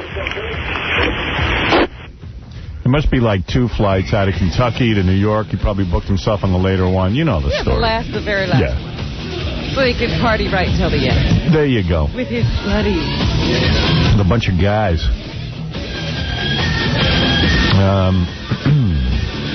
I saw Stuttering John was sick from your trip to L.A. Really? Yeah. He's like blowing his nose, and he's already sick from drinking and traveling. He's always sick. Yeah, he can hardly finish a cold before the next one starts. Yeah. He's all sick. You know what? In all fairness to John, he was sick before we got there, so he was only drinking about 4 or 5 beers a night instead of the usual 20. Yeah, wouldn't you just not drink if you're sick? But it's funny because we went to an appearance on Saturday afternoon where we had to drive an hour to get there, and John was like curled up in the fetal position on the way home, falling asleep and everything, and then we had to go back again, but he still drank. Yeah. Not a lot. Right. I mean, really, a lot less. Yeah, he couldn't drink a lot because he was slowed down by illness. But I'll tell you, on the plane last night, coming home, he was in the row next to me, on the aisle, and he was the guy in the plane that you hear that makes you crazy, just going, he's making all noises and stuff. Oh. Just knowing that, like, everyone on the plane is going, I'm getting sick because of this one guy. Right. Oh. You can't control it. It seems that everywhere he goes, he's sick. But he's just sick all the time. There's something was wrong. There's hemorrhoids. There's illness, drinking. Because I remember when we went to New Orleans, he was like that, snotting all over the place. Yeah, it's always sick. But he must be sick because he was like... Now it'll take him 2 months to get over it. Every time we went somewhere in a car, he fell asleep. And then Saturday night we went to Jackie's gig, and I wanted to leave. And I couldn't find him. I was looking all over the place. I couldn't find John. And then I went out to the car, and I said to the driver, have you seen John? He goes, yeah, he's been sleeping in the car for about half an hour. He's like a baby. That's nothing. That Gary goes, they get off the plane, and now Gary's tired. They get back from L.A., wants to get home to his family. So John says, evidently John all weekend, like, never can find any money, never has money. Right, he leaves home without money. I tipped the limo driver twice, so when we got to the airport, I said to John, take some money out of your pocket and tip her. So now he's got a 5 and about 11 singles, all, spilling out. Do you think $10 would be enough? I was like, well, yeah, fine, give her $10. So Now he's got like $2 in his pocket. Okay? Yeah. So we're flying home, we're getting ready to land, and John says, how much do you think a cab from Kennedy to the city is? He doesn't know. I said, probably about $35 or $40. No, I know he's only got $2 in his pocket. He knew he had to take a cab. Right. Now, we were staying at the Four Seasons Hotel. They have a bank machine in the lobby. We were in L.A. Airport for an hour doing nothing. They have a bank machine. But now suddenly John has to find a bank machine. And he starts telling me how he put a check in on Friday, but he's not sure if it cleared. So of course, now I got to wait till he goes to his bank machine because I don't want to leave him standing at Kennedy Airport with $2. See, I would have just left. I mean, maybe I'm a cold person, but I would have just said, listen, dude, you knew you had to take a cab. You knew you had to have a certain amount of money. I can't sit here and wait for you. You got a wife. Call your wife. I'm not your wife. And you know what? I feel like a jerk because I'm 3 years older than him, and I'm constantly like I'm like his dad. I go, John, there's a bank machine at the hotel. Yeah, but I go, there's a bank machine at L.A. Airport. We were sitting there for an hour. We got there really early. I was going to throw up, so I mean... You're right. There's always you got excuses. So why do you sit there and wait for him? I don't, because the thought of leaving John standing at Kennedy Airport... Really? I would just leave him there. That's how he gets away with it. He knows who to do that. I didn't want to leave him standing. If he couldn't get his money, I felt bad. What would you have done? I would have gone to the same bank machine because my card works in there. And get him some Hey, money. John, you could have scammed Gary out of $50. You should have told him you couldn't get any money out of your bank machine. I would have given it to him. You know what? He was hoping that Gary just had the money in his pocket and would hand it to him just to... No, I knew. I knew, and I wasn't falling for that one. The part Gary's leaving out is that he said that's fine because he wanted to go out and smoke anyway. No, then Gary smoked about 3 packs. And Isn't this amazing? You felt bad for him. Now he's going to tell you. I know. That's the kind of guy I did stay out there and have a cigarette, but then I was done, and I'm still waiting. He was smoking like a fiend. John, I've never seen... What about... I didn't know he was... Forget about the smoking. But then he was so mad somebody stole his cigarettes at the bar. He had his own cigarette. My God, you cheap little prick. He was mad that somebody stole... Bitch. What? Why don't you talk about how you never go into your wallet, how cheap you are? You didn't tip anybody. Twice I tipped... Wait a second. Being cheap Twice I tipped the limo driver $20. There's a very big difference between being cheap and just not having any money. But why don't you have any money? You have money. You just won't do anything about it. No, I didn't know. You have money in stocks. I didn't know if my check... John, you have money in the stock market. You just won't take it out. Oh, I'm going to take it out now when it's all down. So because you don't want to, because the market's down, I should tip the limo driver and you should just sit there. I wasn't aware. First of all, neither one of us tipped the first, drive. John, I tipped the driver twice $30. Yeah, did you tip the first guy that drove us around? What does that have to do with anything? Because then there was Neither did you. No, and there was only one John, other one. I tipped $60. You tipped 10. But all it was one other one after that. So I don't know how you tipped them twice. $30. That's not true. Yes, it was. I tipped the guy who took us to and from the GameWorks appearance, and then I tipped the guy who took us to and from Jackie's appearance. So Jackie was in a limo. Did Jackie tip him? I don't know. Jackie took a different car home. Yeah, so Jackie didn't tip me either, so why am I the only bad guy? Because we took it both ways, idiot. Yeah, well, Jackie took it one way. Shouldn't he have tipped half? I let Gary take the limo home because he wanted to get home. I wasn't thinking about tipping. Gary wanted to leave. I let him leave, and I stayed with my friends. Everything's everybody's fault but yours. No, I'm saying... I'm just saying. I'm saying, why am I the only bad guy if Jackie also took the car with us? Because Jackie didn't take it back with us. At the end of the day, Gary came up to me today. And plus... If I put out $60... Did you ask me to tip the guy at the end of the night? No, because you were dead asleep. All right, but, I wasn't doing that. I wasn't dead asleep to avoid tipping you. But the next morning you might go... Are. No, I wasn't. Did you ever say, Gary, what'd you do for the guy? Right. Can I chip in? I didn't even know we arrived at the hotel. But you don't think... But you didn't... You saw me tip the guy during the daytime, right? No. You saw me tip that guy? No. I didn't. I didn't know you tipped him. Plus, so wait a minute. Hold on. Stop. Was taking care of them anyway. When we go to places, did you not say that to me? Car, did you not tell me the station was taking care of those guys? Forget it, John. You know what? It's on the house. It's on the house. He wears you down. He wears you down. No. Gary said this is how he does it. I know. He's a master. Here's the conversation we had. That when the station hires a limo for you, the tip is included. Money out of my pocket The tip is included. But for me, I feel like being semi-recognizable, that if you don't personally hand the guy money, you come across looking bad. Yeah, right. So I decided that, and the night before, there was a mix-up. We took the car here and there, and we didn't tip the guy, and I felt bad about it. Yeah, because we didn't know the guy was... I told the guy from the station, let's get him some money, and he said he wouldn't. Yeah. And I was tipping the rest of the weekend. Right. So the day that you told me that you had tipped the guy the night before, which I didn't know, I went and tipped the next guy. What's the problem? Which guy did you tip? Where did I tipped the lady who drove us to the airport. No, I had tipped twice. I'm down But 60. I wasn't aware that you did that. You said, John, it's your turn. You finally tipped the $10. Yeah, he said it was my turn. I had to tell you to do it. I had to tell you to do it, or she would have taken off and we'd have looked at I didn't put up or it would have been my money. It would have been one or the other. you She know, was on her way out already. I reached while deep John's, down. shuffling singles at the airport. I reached deep down in my pocket and tipped. I don't see what the problem is. As soon as he said that, he tipped, which I didn't know. Why does he have to tell you every minute? John, I didn't know he tipped everybody. I didn't say that I tipped them. I said to you specifically, John, tip your turn. And why are you sick now? What do you mean? Why are you sick again? I probably got it on Thursday or Wednesday, and it probably hit me on Saturday. No, but why are you the guy who's susceptible to every cold? Did you ever think about that? I think it's probably because because you're fat and you don't get enough sleep and you drink too much. I think it was really, I smoked a little weed Saturday night. I think that's good. Did you? And I think it put me over the edge, to be honest with you. Right. What a mess. He has no clue what he's doing. Where'd he get weed? He didn't have money. Yeah, weed he finds. Weed he grubbed off of somebody. I mean, people offer it like crazy. Right. They ought to give you money. It's not my fault they offered it. Don't give John drugs. Give him dollars. Don't give me weed if you don't want me to be sick. They made me smoke it. The boy anyway, is away from home with no fun. I ended up getting my own cash. I didn't have to borrow any from you. Everything was fine. But it was a close call. So then Gary has to wait at the airport for you. He wanted to go out and smoke. No, I waited a couple minutes. About all of 60 seconds. It's like 2 minutes, but I was done. You know what? I was done and I was waiting an extra minute. It's just funny that everything revolves around John. Yeah, nice I said weekend. to Jackie Howard at like 6 o'clock, you go, how soon before Gary comes in here and tells Howard all the bad things we did on the weekend? No, just took him about 2 minutes. John, every time you do the home, same it's thing. the same story. Yeah, you right. Yours. I would at least waited at least to the first break. No, you just don't get in early enough to get here first. You're always late.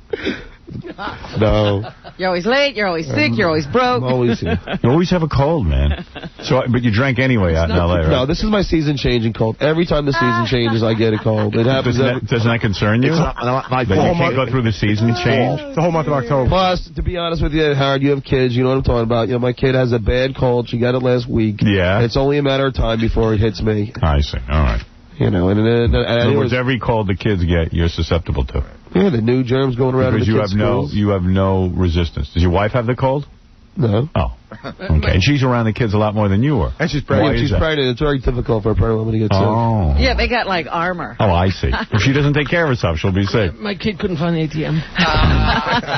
That was a fun trip, Howard. You missed a nice time. I thought you were sleeping the whole time. Yeah, I didn't think you had fun. You slept most of the time. To me, that's fun.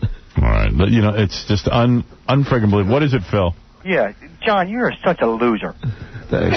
Gary, why are you worried about this bum? Yeah, you should have just left. No. I would never leave John at the airport. Well, you should. Yeah, he's a schnurr. Because then he would be prepared with his money for the cab. No, why did you go? Why did you go to the? Take him off as a tax deduction. Yeah, why didn't you go to the money machine in L.A. airport or in the hotel? Well, I wasn't aware they had it in the hotel. And then as far as the airport goes, I was really I was very ill, and I went and bought Gary a water. Did I ask you about that? He doesn't tell you all the nice things I did on the trip. No, it's great. You bought me a water. I waited online for us. I mean, you bought him a water after you kept him from getting home. No, this is before I kept him from getting home. No, but when you were going to keep him. You from bought getting him home. water.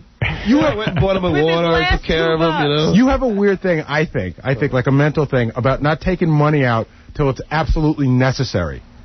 Like in L.A. airport, you could have taken it out, but I think that you can't take it out until you know you got to have it. No, not really. But he's having another baby, and he has no money. He's got money.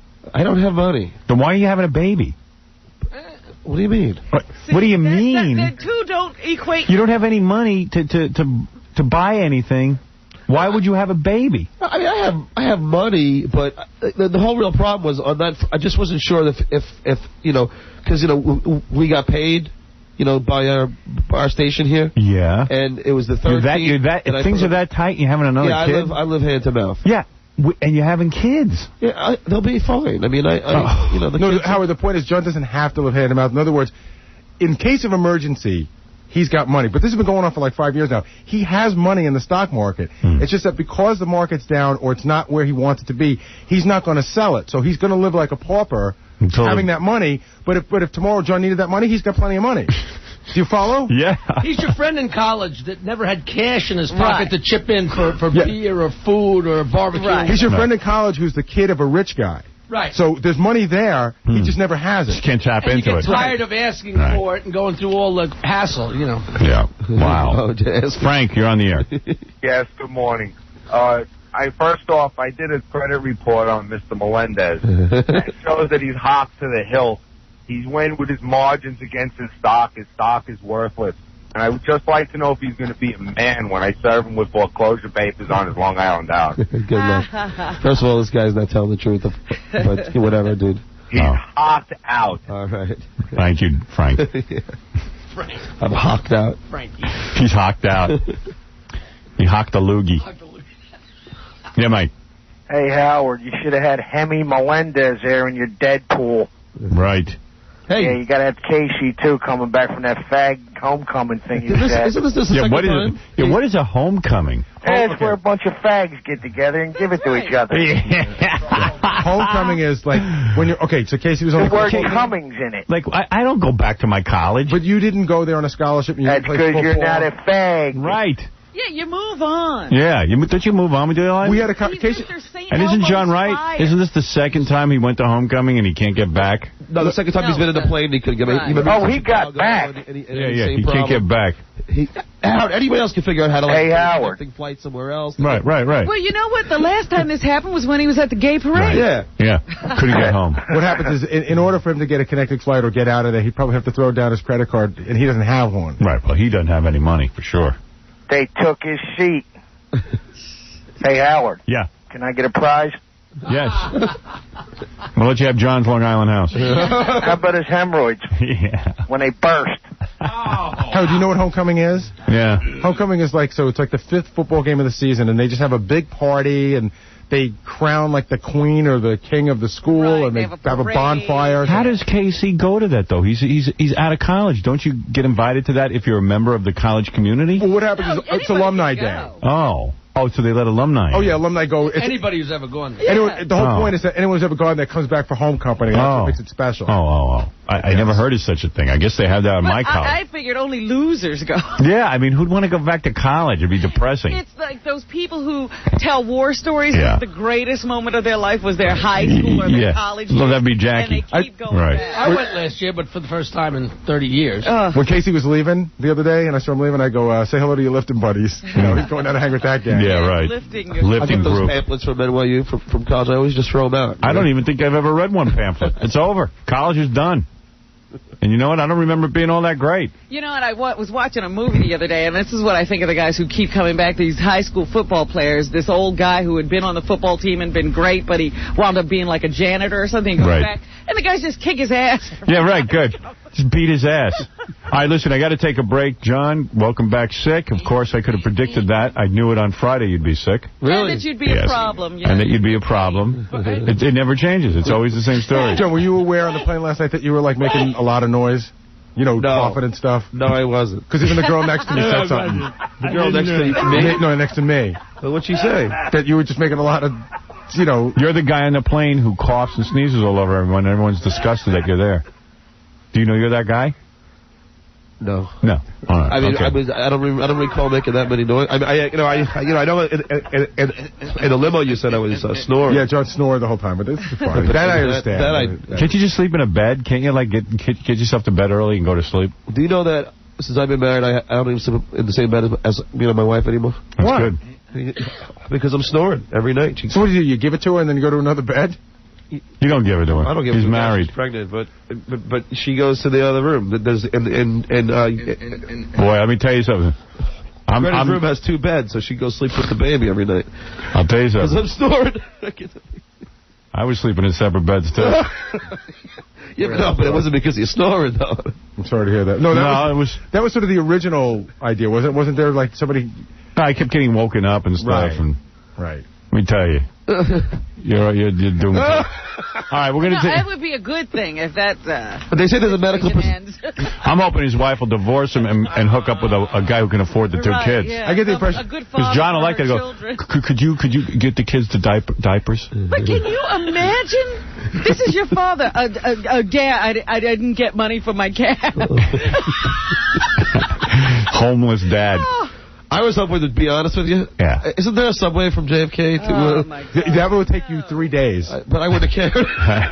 I know. Literally, that's like a 3-hour I thing. thought there was a subway, so at the worst case scenario... So how do you get that subway? Because I have my subway card. Okay, why don't we take a break and talk sports? I'll tell you how you do that. Yeah, okay. When we get back. All right. Oh, my God. What, the subway card? Yeah. Well, you take a bus from JFK. Right, there's no you subway take right there. a bus to the bus station. So it's Yeah. not an MTA bus. So then you get to the MTA bus station, and you wait for that bus.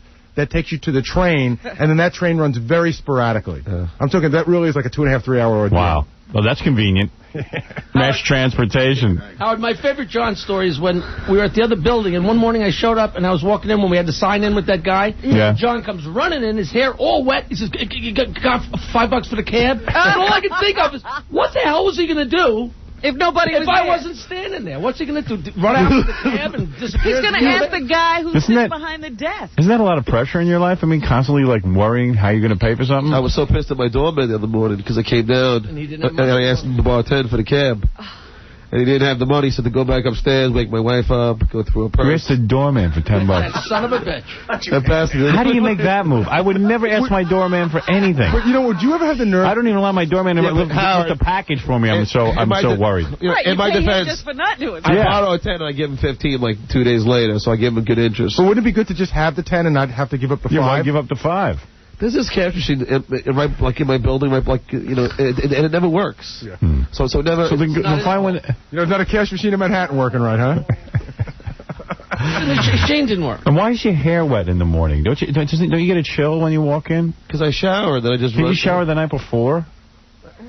And then come to work. Yeah, I do that. Your sleep Yeah, I do that. No, that's gross. Or just dry your hair. You don't fart at night and stuff? No. I take a nice shower, I go to bed, I wake up in the morning. And I don't smell. I guarantee I smell better than you. I don't get it. I would smell a perspiration. Really? Yeah. Wow, what goes on in your sleep? Oh, that's true. You have to sweat out all the alcohol. If John doesn't shower, he comes. I barely drink. I'm surprised Gary didn't come in and tell you. I barely drank. But the fact that, John, take a step back. The fact that you were sick and drank it all and then smoked a little weed. I didn't know I was sick until... You knew you were sick on Saturday night. If then it was too late. It was after I smoked the weed. But you had a couple of beers at the party after Jackie's show. Yeah, I wasn't sick yet. Sure you were. You told me in the afternoon you were feeling sick. That's why you slept. Yeah, but I didn't get the real... You weren't sick enough to stop drinking. Yeah. Weed made him smarter. That's when he realized he was sick. Puts you in touch with stuff. Well, my throat started hurting, and then I went, uh-oh. This is just not a normal bird. Yes, weed. All right, let's take a break. When we come back, we got to talk about the weekend sports activity. I was very involved with watching games. The Yankee game with Clemens? I'll talk about everything. Talk about it all. I'll tell you one thing, Subway Series, Mets will kill the Yankees. It's going to happen. You're out of your mind. You know what? I've been thinking about it. And even the sports writers are saying, if the Mets and the Yankees end up in a Subway Series, George Steinbrenner is going to be really upset because he's going to embarrass that really expensive team of his. Well, that's what they said. This is the last thing we want. You don't think so? And he had it up in that paper the next day when he was putting down the Mets. You know, the Mets are just losing the other expensive night, team. so he's full of crap. All right. I don't know. I think I tend to agree. I think the Mets might embarrass the Yankees. Sounds like some big betting is going to be happening. Yeah. I wish I had some cash. I'm not betting you. You don't have any money. I always pay my debts. Yeah, you pay your debts. Nobody wants to bet the home. Nobody wants to bet a guy who's going to be like, could you give me 3 days? Robert, did I just borrow $30 from you the next day? And I asked for it back immediately. Yeah, the next day back to you. All right. But I had to ask for it. John, I'll bet you 100 shares of Viacom the Mets beat the Yankees. Just bet him stock. That's a great idea. Right. All right, we're going to take a break and we'll be back. How about Intel? Margin. We'll be back after these words. I must take a break. Oh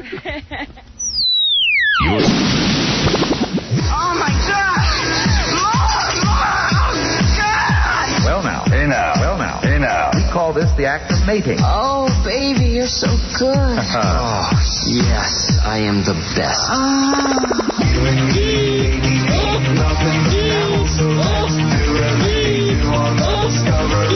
My entire 1 inch is at attention. hey now. And now, a man who wishes his nose and groin were inverted. Howard Stern. Yeah. Keeping it real this morning. Up in the field, right? Yeah, listen. Big Gay John the Artist is coming in today. He got bumped. We're going to talk to David Allen Coe on the phone at 8:30. Oh, wonderful. Yeah, which, by the way, we should pull out our song so people know what we're talking about there. And also, there's a guy on my phone. This is great. This is just a great story. You guys want to hear a great story? This one is it. Here's a guy. His name is Frank. He just found out that he won $1 million. How do you do that? From I1.com. Oh. And I'm going to put him on the air right now because this is a great story. Frank. Hello. How you doing, bro? Good. How are you? Good. Now, Frank, you just won the $1 million from I1.com. Yeah. And what's so great about Frank's story, normally I wouldn't put a guy on just won $1 million, although that's exciting in itself. People do that these days. But Frank isn't like a big money guy. He was he had a job, was making about, what were you making? I was making, currently I'm making about 40. Yeah, and you were making what, about 20 grand a year when you had your girlfriend? Yeah, about a year and a half ago I was making like 20. How long were you going out with your girlfriend? We were dating for about 2.5, 3 years. 2.5 years this guy was dating a chick. He was Put in 2.5 years. He was making about 20 grand. She told him, basically, that she couldn't see herself dating someone making under $75,000 a year. Really? And she kind of implied that he would never amount to anything. Right, like you don't have any potential and I got to move on. They were living together, dating 3 years, and she dumped his ass. Right? Is that pretty accurate? That's pretty accurate. All right. But she knew the exact figure that she couldn't live without. Yeah. So she kind of made a decision about him based on monetary stuff. And she couldn't make her own money. He had to be making $75,000. Yeah. No, yeah. 75. Oh, my yeah. She couldn't make the 75, but he needed to. Yeah. Yeah. Our chick's great. No, yeah, that girl, how? They're chicks. They're raised to think that some guy's supposed to support them. Raised. And that's the truth. Oh, boy, oh, boy. I know. It's crazy, isn't it? Right. So... I wonder what I am. You're a chick. I was raised to think somebody was... Well, how come nobody's come along yet? Well, you screwed up. It's the way it's set up. You're supposed to be doing that. You're not supposed to be working. I never wanted to... I still want to make my own money. There you go. Anyway, so I'm going to get back to this guy's story for a second. Right. I'm just saying, there are some women who think of doing it. All right, we're going to get back to that, too. Right. Tomorrow. Women. Wow. So anyway, dude. Yeah. So you were making 20 grand a year. She basically gave you the heave-ho because you weren't making any dough. And then you won the $1 million. And she doesn't know you won the $1 million. I don't think so. So we're going to call her right now and tell her. Now you're talking. Now I'm talking. I can't wait. What is her first name? Her first name's Dana. Dana. Now, have you kept in touch with her? Actually, not really. Not that much. Gary, get on the speakerphone and tell me where we are. This is going to be great. Hey, now. Yo, what's up? My wolf. Now, hold on, man. Would you like to what line should I pick up? Gary's just dialing it now. Just give him a second. Okay. Would this guy like to get back together with Dana? I hope not. No. F that. I hope you learned your lesson. No, not at all. What's her name again, Dana? She's gonna freak out to begin with. Dana? Yeah. She doesn't really like Howard. All right. Oh, this is good. I like this. This is perfect on all levels. Perfect. Hold on. She's on line 16. Okay. Hi, Dana. How are you? Dana? Yeah? Hi, how are you? Welcome to the show. Thank you. Dana, on the phone is your ex-boyfriend, Frank, who, as you know, let's face it, while you were in love with him, there were problems in the relationship, and you guys broke up. That happens a lot, right? Oh. Listen, it happens every day to couples. Has she moved on? Have you moved on? Have you found another guy? Yes. Oh, you have. And when's the last time you two spoke? Probably, I don't know, a year and a half, 2 years. Uh-huh. Now, Frank always felt, he was telling us, that you didn't want him because he really was not a good wage earner. He was making about 20 grand a year. And you were probably hoping for a man who could probably give you a better lifestyle. Am I correct? No, that wasn't really the reason. Well, maybe one of the reasons. It falls in with the reason. It factors in, right, of course. Because when a woman evaluates a guy, you kind of say, gee, does he have a future? Is he a guy ambitious? You know what I'm saying? Was that basically it? You just didn't see him going anywhere in life? Well, anyway, Dana, let me put you on with Frank. Frank wants to tell you something. Okay. Okay, here you go. Remember, Frank is not a $75,000 a year guy. And go ahead, Frank. Hello, Dana. Hi. How you doing? Good. How are you? I'm doing pretty good. Good. Why don't you tell Dana your good news? Yeah. I won $1 million. Congratulations. That's really awesome. He's a millionaire. That's really great. I'm very happy for you. Dana, he won $1 million from I1.com. He is now a millionaire. That is super great. Thank you. Now, Frank seems to think this would really... You're reacting very well, but are you going to hang up the phone and go, oh, crap, the guy won $1 million? Frank has $1 million? No, because that you would call me through the Howard Stern show. Oh, my God. If you had something to say, you should have called. Oh, my God. Well, wait a second. What he wanted I wish you the best, Frank, and that's great. But you know what? I got to get dressed.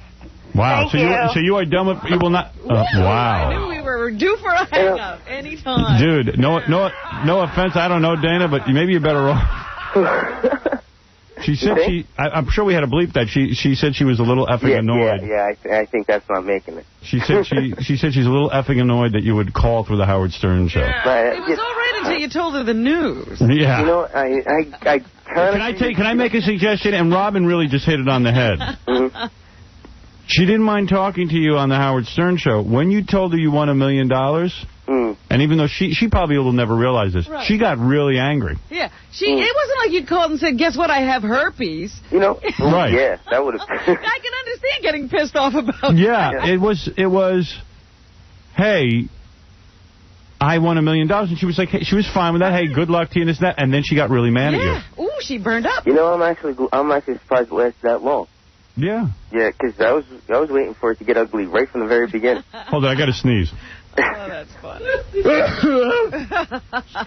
Wow. Is that your reaction to this? Yeah, I tell you, it was very upsetting. You're allergic to it. She said, gee, I'm happy for you, but then, blew up at him. You won $1 million. You know, that was a very interesting reaction. Oh, it was psychological. Wait a minute, think about it. When did she really start to get pissed? It sounded like when you said the figure. Yeah, $1 million. When I said to her, he won $1 million, she was like, hey, I'm really happy for him. But you know what, Frank, I'm a little... If you have something to say to me. It's an interesting reaction. Yes, it is. How come it couldn't stay even the whole time? What's the anger about? Why couldn't it be, hey, I'm very happy for you, and... She's moved on. Right. She's got another guy. What's she angry about? Well, listen, maybe it's best you two aren't together. What are you going to do with the $1 million? Have you got another girl since the $1 million? Actually, I just broke up with my last girlfriend about 2 months ago. Let's call her. Oh, no, I couldn't do that. Yeah, you know what? One girlfriend's enough. You know. And what happened? You won the $1 million. I read that you went to Atlantic City recently and told a couple of girls that you won $1 million, and they did you. You know, let me just tell you something. The best pickup line in the world is, by the way, I won $1 million. Really? Everybody's on board. Yeah. Wow. But yeah, it's been really exciting. Yeah, Sally, go ahead. You're on the air. Yeah, I don't think women are that interested in money. I mean, if you're dealing with someone who's, like, hugely horrible, why on earth would you be interested in, you know what I mean? Because women and men, quite frankly, are interested in money. The whole Not world really. I mean, who wants to deal with someone who's, like, a total dickhead all the time? I mean, it's pointless. Take a look. I could name about 1 million people who are total dickheads, and they get the best-looking, hottest chicks. And I could name the people who are with them. Yep. But I don't think that's the case. And I also think that a lot of women now can make money, too. But I did want to mention that... I think women can make money, but a lot of women don't. A lot of women make money just, doing the Anna Nicole Smith hustle. Yeah, but, what do they do when they have kids? Should they be out there working when they have 5 kids at home or something? No, I'm not saying that. I'm just saying that a lot of times... I mean, but there's a biological imperative to doing that. I mean, what else are they supposed to do? Who? I mean... What would they're supposed to have 5 kids and work and make $100,000? No. A lot of women want a guy who makes a lot of money. Look at that woman's reaction who just found out her ex-boyfriend made $1 million. She's like, oh, hi, how you doing? Okay, yeah, I won $1 million. Oh, I'm really happy for you. I think people are too into money right now. I mean, it's like they'll kill for money. I mean, literally kill. I mean, eliminate a goddamn population. So there you go. So what are you talking about? So why are you arguing with me? Well, I'm not arguing with you except for the fact that for women, there's at least a biological imperative. Men do it now. I mean, okay, enough. You give me a headache. Thank God I could hang up on people on this show. That's a little too early in the morning for that. Drowning that voice out is really tough. Women have a biological imperative. Nobody told you to have 5 kids. Yeah. Don't have 5 kids if you can't afford them. If you love somebody with no money, love them and be with them. Right. But that doesn't seem to be possible. Well, anyway, dude, congratulations, man. Thank you very much. Did you buy anything, or are you just going to put it away and live nicely, or what? I'm looking about buying a house, I think. Right. And probably, investing a lot more of it. I see. And, a little partying here and there. And what do? They pay you out slow, or you get a quick payoff?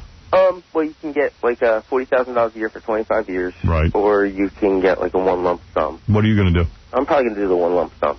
What are you getting the lump sum? $500,000?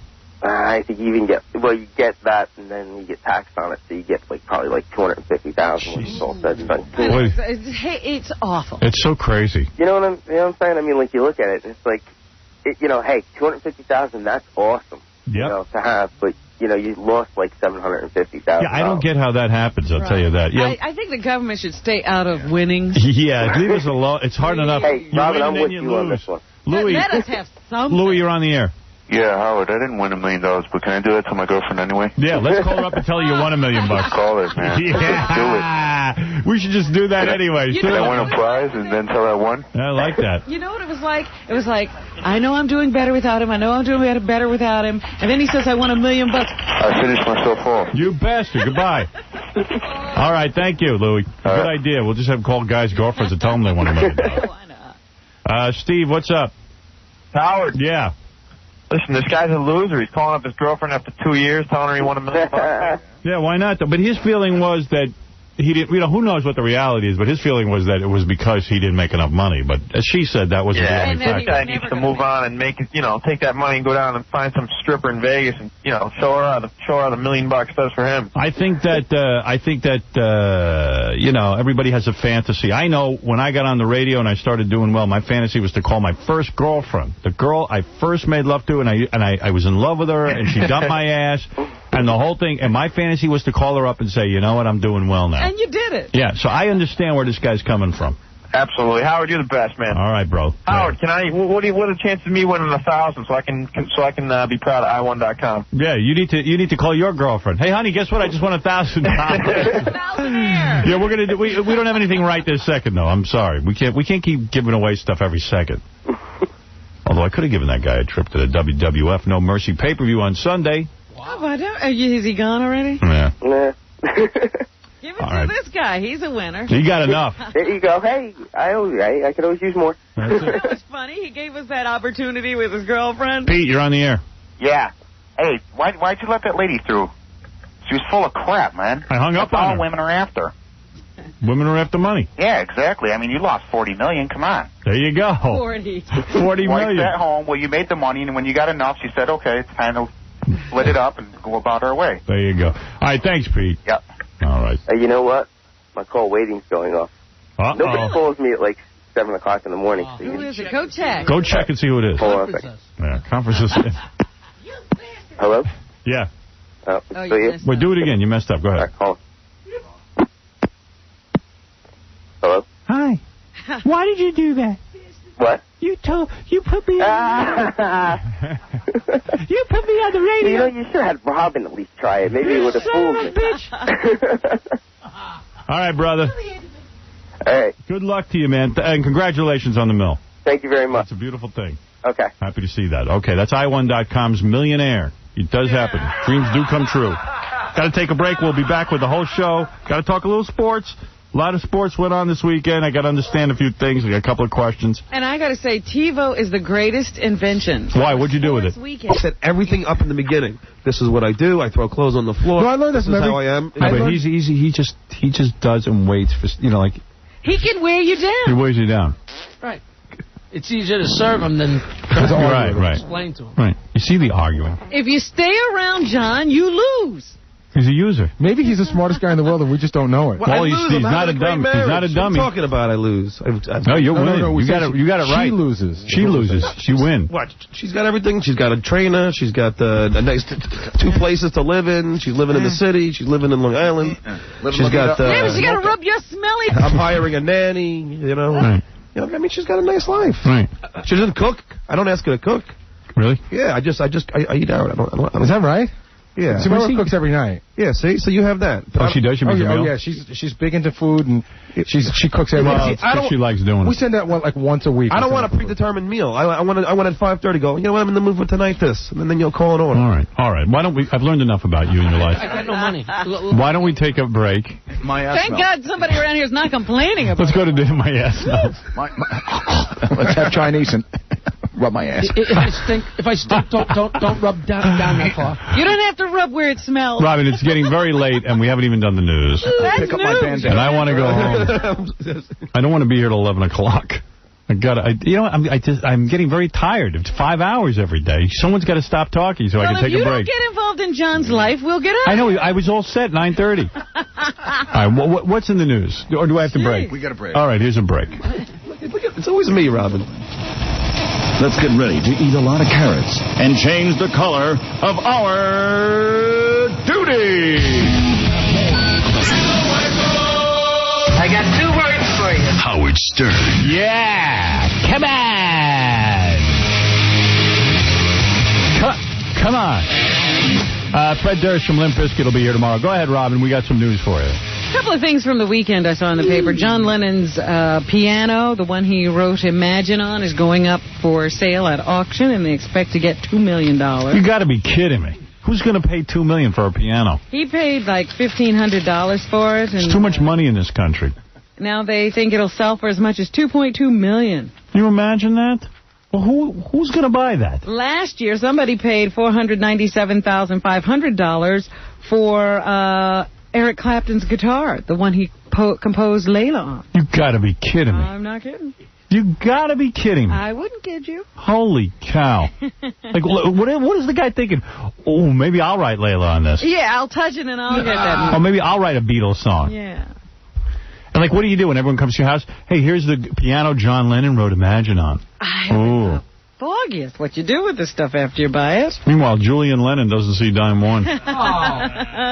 Holy mackerel. Is Yoko selling that? I don't think it belongs to her. I think some other collector has it, and now he's putting it on the block. Hey, if anybody wants to buy anything I got for that kind of money. You're willing. What about anybody want to buy... Let's see. I got the original... This is even better. At least I got the original Leroy Neiman of me. That's true.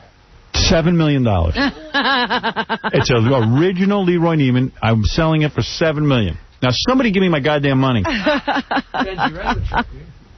maybe they want something that You want the computer I wrote Private Parts on? There you go. $50 million. Oh! All right, $2 million. I just reduced the price from 50 to 2. It's a bargain. $2 million, I'll give you my computer. I mean, and you know what? And people are going, Howard, you're crazy asking $2 million for that. Well, who would pay $2 million for a piano? The most incredible are the people who bought Diana's dresses. Yeah. Stupid.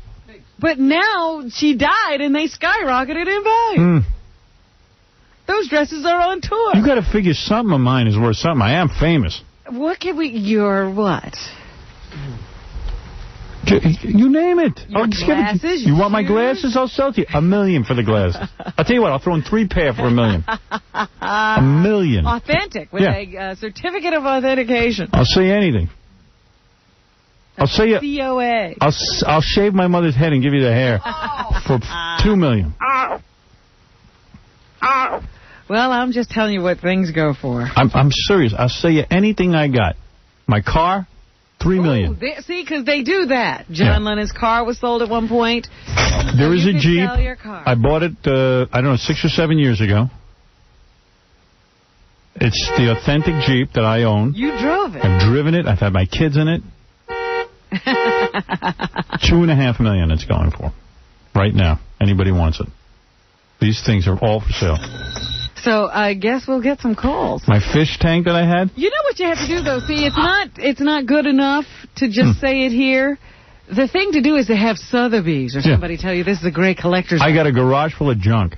And then... I mean, antique Right, that's what items. they did with Jackie Onassis' stuff. It was all her garbage. She didn't even want it.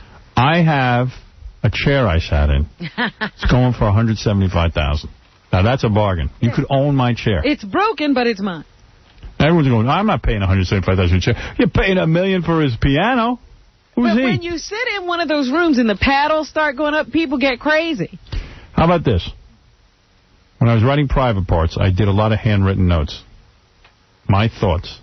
I put them together in a beautiful leather binder. $6 million. Is that fair? It's whatever you can get. No.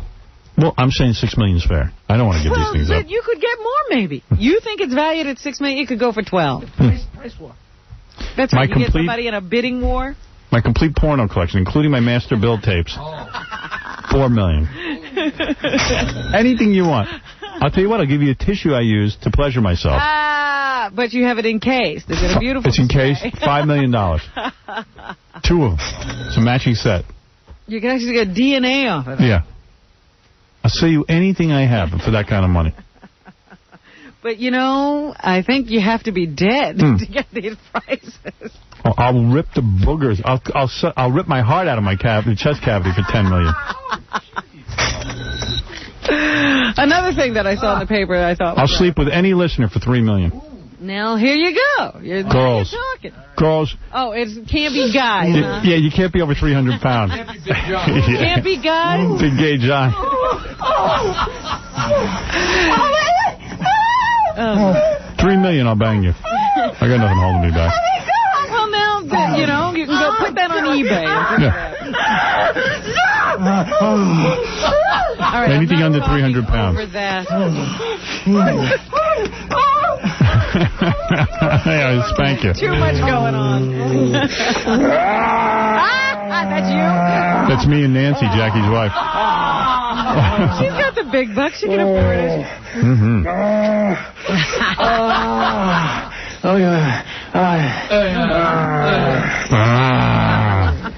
Aye, matey. Something else I thought was funny that I saw in the paper. They're having a big war over in Great Britain. People want medical marijuana, and there's another group that want to ban it completely.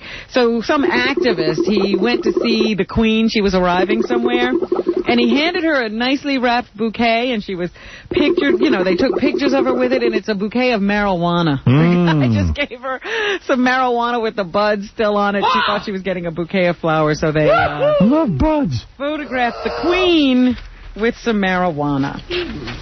And I was all excited about it. Bud. And they have in the paper today that, or the other day, that Toni Braxton was supposed to appear at some award show over in Great Britain, I think. She couldn't. And she had to cancel at the last minute because of a medical emergency. It turns out that emergency was, according to some, that her breast implant ruptured. She said that in page 6, I think. Yeah, and so they had to take her to the hospital for surgery, and that's why she couldn't make that appearance. So we wish her a speedy recovery. Hope she had saline. Yeah, that would be bad if it was saline dripping out. There's a new book out about Joe DiMaggio. Yeah, keeping it real. Says he had mob ties. And that he hit Marilyn Monroe a couple of times. She didn't listen. And that they had planned to remarry just before she committed suicide. Did you ever see the picture of him smiling next to her? Yeah. Boy, is that Beauty and the Beast. He was a bad-looking dude. He was not a good-looking guy. He got better looking when he was old and gray, I think. It's some bad choppers. He's better looking now. Yeah. And they also say that, you know, we were talking about today how he didn't make a lot of money as a ball player. Right. So one of these mob guys, every time he would show up at one of his clubs, he would put $200 in his bank account. So that's, you know, he was subsidized with $200 an appearance. And then he made millions when he started doing that baseball card signing stuff. They also say he hoarded his money, and when he was running out of his home after a fire in San Francisco a few years ago, he was carrying these 2 big garbage bags, and people took pictures of him, and they thought he was carrying his most prized possessions. But now the guy who wrote this book says he was carrying $600,000 in cash. Wow. Because he didn't believe in putting his money in the bank. Depression guy. Yeah, so he had $600,000 in cash in the house. Wow. Yeah, so... Quite a guy. He was a lonely guy, and the guy in the book says that lawyer he was with when he died was ripping him off, and he didn't even know it. So the lawyer's now denying it, say it was crazy, but that's what the guy writes in this book. He never got an interview with DiMaggio because DiMaggio didn't like to talk to anybody. Just put flowers on Marilyn Monroe's grave every day, supposedly. Yeah, he had they say even after they divorced, he stalked her. You know, I mean, he was obsessed with her. So what are you going to do? He was a sad, lonely guy. But he lived a hero's life as a baseball player. Speaking of baseball, of course, we're in the midst of the playoffs, and everybody's got Subway Series fever, and it looks like it's going to happen because the Mets and the Yankees are both one game away from winning the pennant in their respective leagues. So it hasn't happened for something like 56 years, but we may be on the brink of having a Subway Series. Here's some of the guys after the games yesterday. The Yankees lost, of course, so they have to take the game back here to New York. Here is, who? Yeah, give me somebody. Bobby, no, they didn't have the Yankees. Okay, well, let's go on to the Mets. Here's Bobby Valentine. The Mets could clinch it tonight here in New York. And here's Bobby talking about tonight's game, number 14. He's a tough kid. He's pitched great for us. He's who's he? Very competitive, and he throws strikes, which is really important. Mike Hampton. Those are 3 huge innings. I mean, Bobby V, always smiling. We don't win the game without that kind of performance, I don't think. And they don't have him signed up to be manager next year. Nope, he's going to lose him. You guys doing good. Mike Piazza got a couple of runs last night. It was a good game, and let's hope they finish it up tonight. All right. Meanwhile, in world events, things are not going so well. There's a big summit going on over in the Middle East to try to calm tensions between Israel and Palestine once again. The president is there, and before he left, he tried not to raise expectations too much because they don't think there's much to be gained from these talks. The enmity is running high, and the fighting continues. Here's Nabil Fahmy, Egypt's ambassador to the United States. He says Egypt is taking a leading role in the current Middle East crisis by agreeing to host this emergency summit, number 15. We see the meeting tomorrow, as quickly as it has been organized, as a lifeline to the peacemakers to try to preserve or to try to bring them back to the peace process. And Emmanuel Ottolenghi is a Mideast analyst at Oxford University, and he says there can only be one result of this summit, number 16. Summits don't work. I explained this on Friday. The end of the violence is really what we're looking for as a way to cool down tensions and also give a way out to Arab leaders for the upcoming summit in Cairo on Saturday. I wish summits did work. You know, life's so short. You wish that people could just live no matter where they live and be with their families and whatever. And this whole thing in the Middle East is so ridiculous that Israel is a patch of desert that nobody wanted. The Jews clearly needed a homeland after World War II because no countries would take them in. So they picked the worst hellhole on the planet to stick them in. There were nomadic Arabs living in the area. They were offered an opportunity to live there. It didn't work out. There's a tremendous amount of anti-Semitism in that area, as there is all over the world. And now you're faced with a decision. It seems like these two groups are going to be killing each other for the rest of eternity, and it's really sad to see. But my biggest fear is that one of these groups is going to have to wipe out the other one. That either the Jews are going to blow up these Palestinians or the Palestinians are going to blow up the Jews, and it's a no-win situation. But I don't believe that there's going to be any other solution. I don't have faith in mankind. Not until we get rid of all the crazy people. You get a bunch of people who just want to live their lives together, and not There'd be no problem. Who are willing to put themselves in a car and bomb a building. Yeah. You can't talk to people like that. Yeah. And I also think Yasser Arafat says one thing at the peace table and then also encourages people to be terrorists. But that's what I'm saying. If there's a person who will get in a car full of explosives and lose their own life just to make a point, how do you talk to them? No, you don't. So it's... And somebody said to me on Friday, well, gee, what are you talking about? That you're going to have to kill all the Palestinians or kill all the Jews? I go, listen, that's the nature of war. They were going to wipe each other out. And it's too bad. It's sad. They're saying that Ariel Sharon, by visiting something over there, goaded people into this response. I said, well, that's really dumb. That if he goes to a place and asks to come in, people have to start throwing rocks and being killed? It's completely out of control. Anyway, so go ahead, Rob. It's like putting a rock on your shoulder and saying, knock it off, and then we start fighting. All right. They're kids. Babies. It's a very scary situation. It's time to move beyond blame. Clinton spoke today at the opening of the Emergency Mideast Summit at an Egyptian resort. Well, Clinton is busy trying to make peace because he needs a legacy. He doesn't want to be remembered only for Monica Lewinsky. That's exactly right. If he could if he could leave office right before and get the Jews and the Arabs, his wife would be assured the Senate seat, of course, if he could even look like he's close to getting that. And he wants a legacy other than Monica Lewinsky, so that's what's going on there. He desperately needs something, and the only thing that he can think of that would be great was to bring peace in the Middle East, but it's not going to happen. This was a bad thing to stake your legacy on. Yeah. You're better off with the Monica Lewinsky thing. Israeli leader Ehud Barak and Palestinian leader Yasser Arafat are sitting face-to-face at a table with Clinton. That must be pleasant. Very comfortable, I'm sure.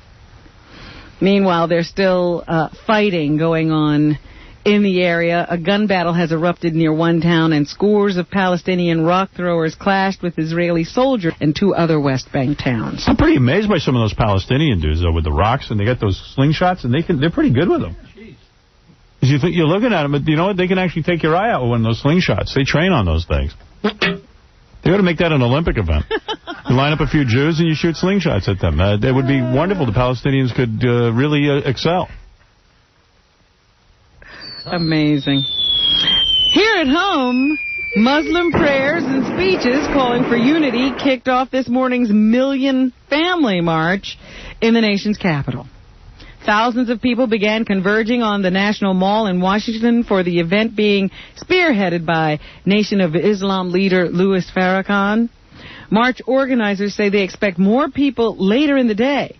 Unlike the 1995 Million Man March, which was aimed at black men, this event is for people of all faiths and races.